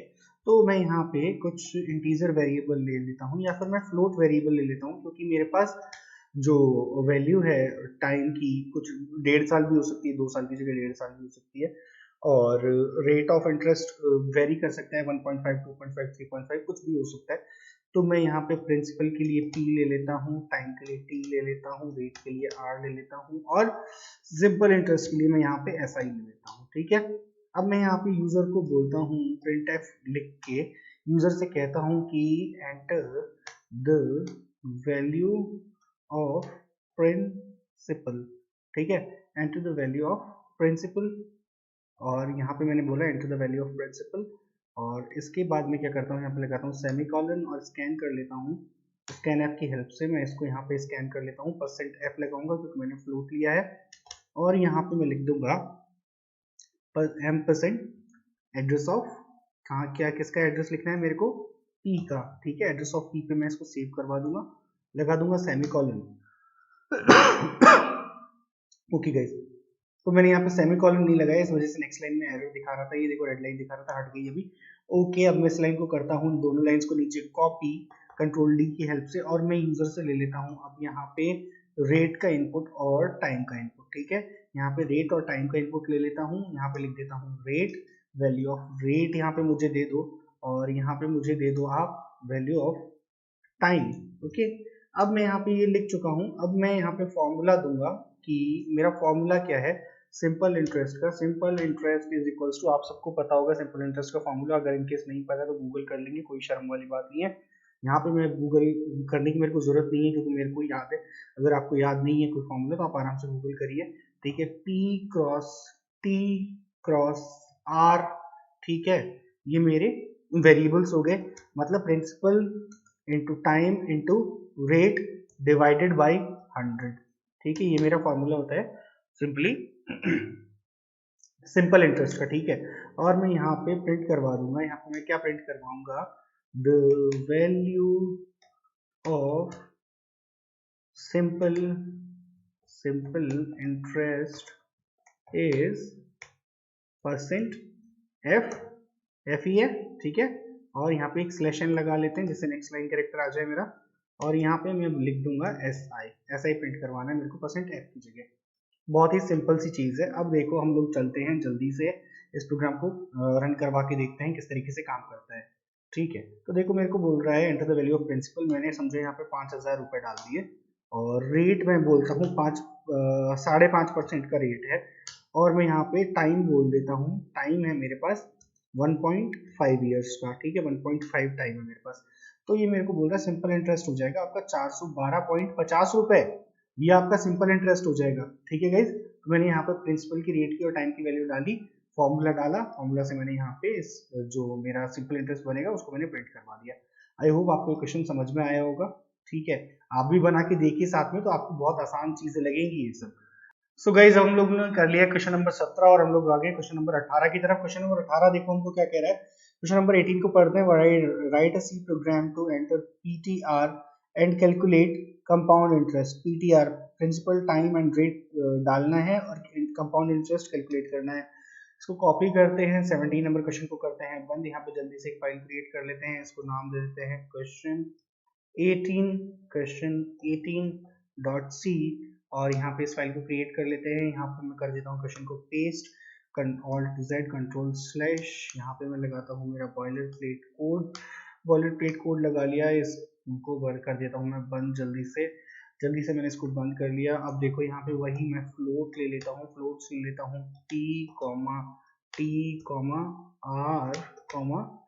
कंपाउंड इंटरेस्ट CI ले लेते हैं इस बार, ठीक है।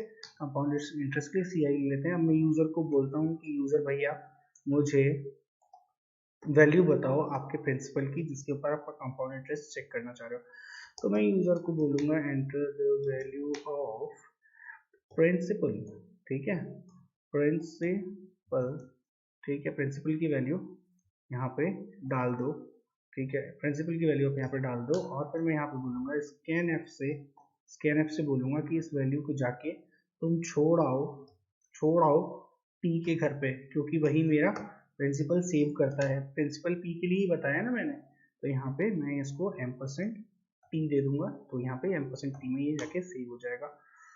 क्या गड़बड़ हो रही है? ओके ठीक है, यहाँ पे मैंने कुछ और गड़बड़ कर दी, ठीक है, यहाँ पे मैंने कॉलन लगा दिया जल्दी से, ठीक है। और इन लाइंस को मैं कर दूंगा कॉपी नीचे, ठीक है, और मैं यहाँ पे ले लूंगा इनसे वैल्यूज रेट की, ठीक है। यहाँ पे मैंने वैल्यूज ले ली रेट की, और यहाँ पे कर दिया मैंने R में जाके सेव कर दो इसे, और यहाँ पे मैं वैल्यूज ले लेता हूँ टाइम की, ठीक है, टाइम की वैल्यू ले ली मैंने यहाँ पे, और इसको मैंने जाके सेव कर दिया टी में जाके सेव कर दिया। अब देखो मेरे पास कंपाउंड इंटरेस्ट का फॉर्मूला होता है। कंपाउंड इंटरेस्ट का फॉर्मूला क्या होता है, यहाँ पे एक बार लिखते हैं हम लोग कंपाउंड इंटरेस्ट का formula. Compound interest is equals to principal multiplied by 1 plus R by 100 का पावर 2, ठीक है, ये मेरा फॉर्मूला होता है। यहाँ पे इसका पावर मेरे को चाहिए, पावर टाइम सॉरी मैं 2 क्यों बोल रहा हूँ, पावर चाहिए मेरे को यहाँ पे टाइम का, ठीक है। ये मेरा फॉर्मूला होता है, इसको मैं कमेंट आउट करता हूँ, और इसके थ्रू मैं यहाँ पे फॉर्मूला लिखने की कोशिश करता हूँ। तो मेरे प्रिंसिपल को मैंने कैसे रिप्रेजेंट किया है, P से, P मल्टीप्लाइड बाय। अब देखो मेरे को यहाँ पे पावर यूज करना है, तो मेरे को यहाँ पे एक लाइब्रेरी लेके आनी पड़ी, लाइब्रेरी फाइल लेके आनी पड़ेगी। मेरे को कौन सी लाइब्रेरी फाइल लेके आऊंगा, मैं यहाँ पे लेके आऊंगा math.h को चिपकाएंगे यहाँ पे, क्योंकि मैथ से ही मेरा जो पावर फंक्शन है वो आता है, ठीक है। तो मैं यहाँ पे लिखूंगा, यहाँ पे देखो मैं इसको इस तरीके से लिख सकता हूँ 1 प्लस और यहाँ पे R/100, ठीक है, मेरे को R/100 लिखना है, R डिवाइडेड बाई 100, ठीक है, 1 प्लस R/100। देखो मैंने सही लिखा है क्या, 1 प्लस R/100। और यहाँ पे मैं लिखूंगा, पहले यहाँ पे पावर भी लिखना पड़ेगा मेरे को, पावर लिख के भी एक ब्रैकेट में स्टार्ट करूंगा, ठीक है, 1 प्लस R/100, और यहाँ पे कॉमा यहाँ पे लिखूंगा मैं टी, कॉमा टी। मैं आपको ये फॉर्मूला समझाता हूँ प्रॉपरली, पेन लेने की, टेंशन लेने की जरूरत नहीं है। देखो इस पूरे के पूरे फॉर्मूला को मैं कर देता हूँ एक ब्रैकेट के अंदर क्लोज, और फिर आप आराम से बैठ के मेरे से फॉर्मूला समझो। ठीक है गाइज, तो ये देखो यहाँ पे हमने क्या किया, हमारा फॉर्मूला था कंपाउंड इंटरेस्ट का P into 1+R/100 raised power T। तो मैंने सबसे पहले प्रिंसिपल लिख दिया, उसको मल्टीप्लाई कर दिया 1+R/100 पावर T। ठीक है, आई होप आपको समझ में आ रहा होगा। अब मैं यहाँ पे लिख देता हूँ print F the value of CI, या फिर मैं यहाँ पे पूरा लिख दूँ क्या, compound compound interest is the value of compound interest is, थोड़ा बड़ा करते हैं स्क्रीन को आपको प्रॉपर दिखे। Okay, the value of compound interest is %f/n, और यहाँ पे आ जाते हैं अपन, देखते हैं CI प्रिंट करवा देंगे। ठीक है, CI से हमारा निकल जाएगा कंपाउंड इंटरेस्ट। ये देखो ये हमारा प्रोग्राम बन गया। इस बार जल्दी से रन कर लेते हैं, रन करते हैं इस प्रोग्राम को। तो मेरे से बोल रहा है enter the value of principal, principal का वैल्यू डालो। मैंने यहाँ पे डाली है 5000 रुपये प्रिंसिपल है मेरा। Enter the value of rate, rate है मेरी 7%। ठीक है, enter the value of time, time है मेरा 2.5 ईयर्स, तो मैं यहाँ पे दे रहा हूँ 2.5।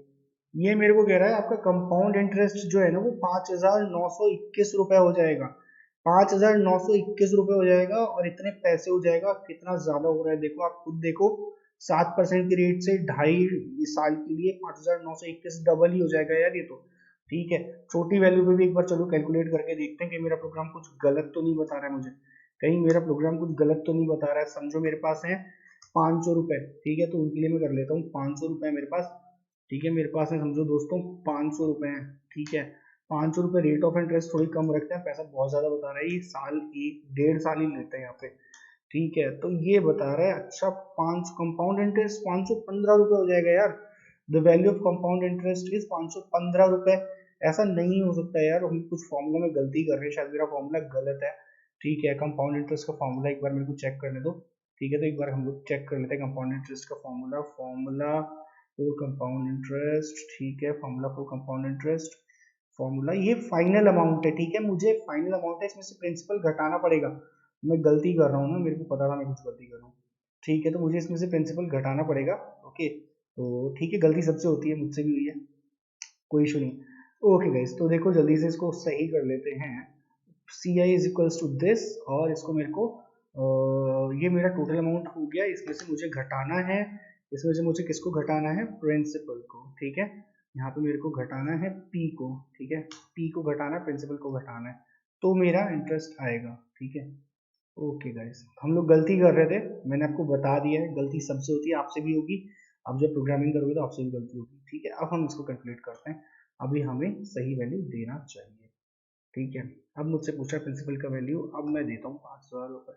अब कोई दिक्कत नहीं है, 6% इंटरेस्ट रेट है और 3.5 ईयर्स के लिए मैं ले रहा हूँ।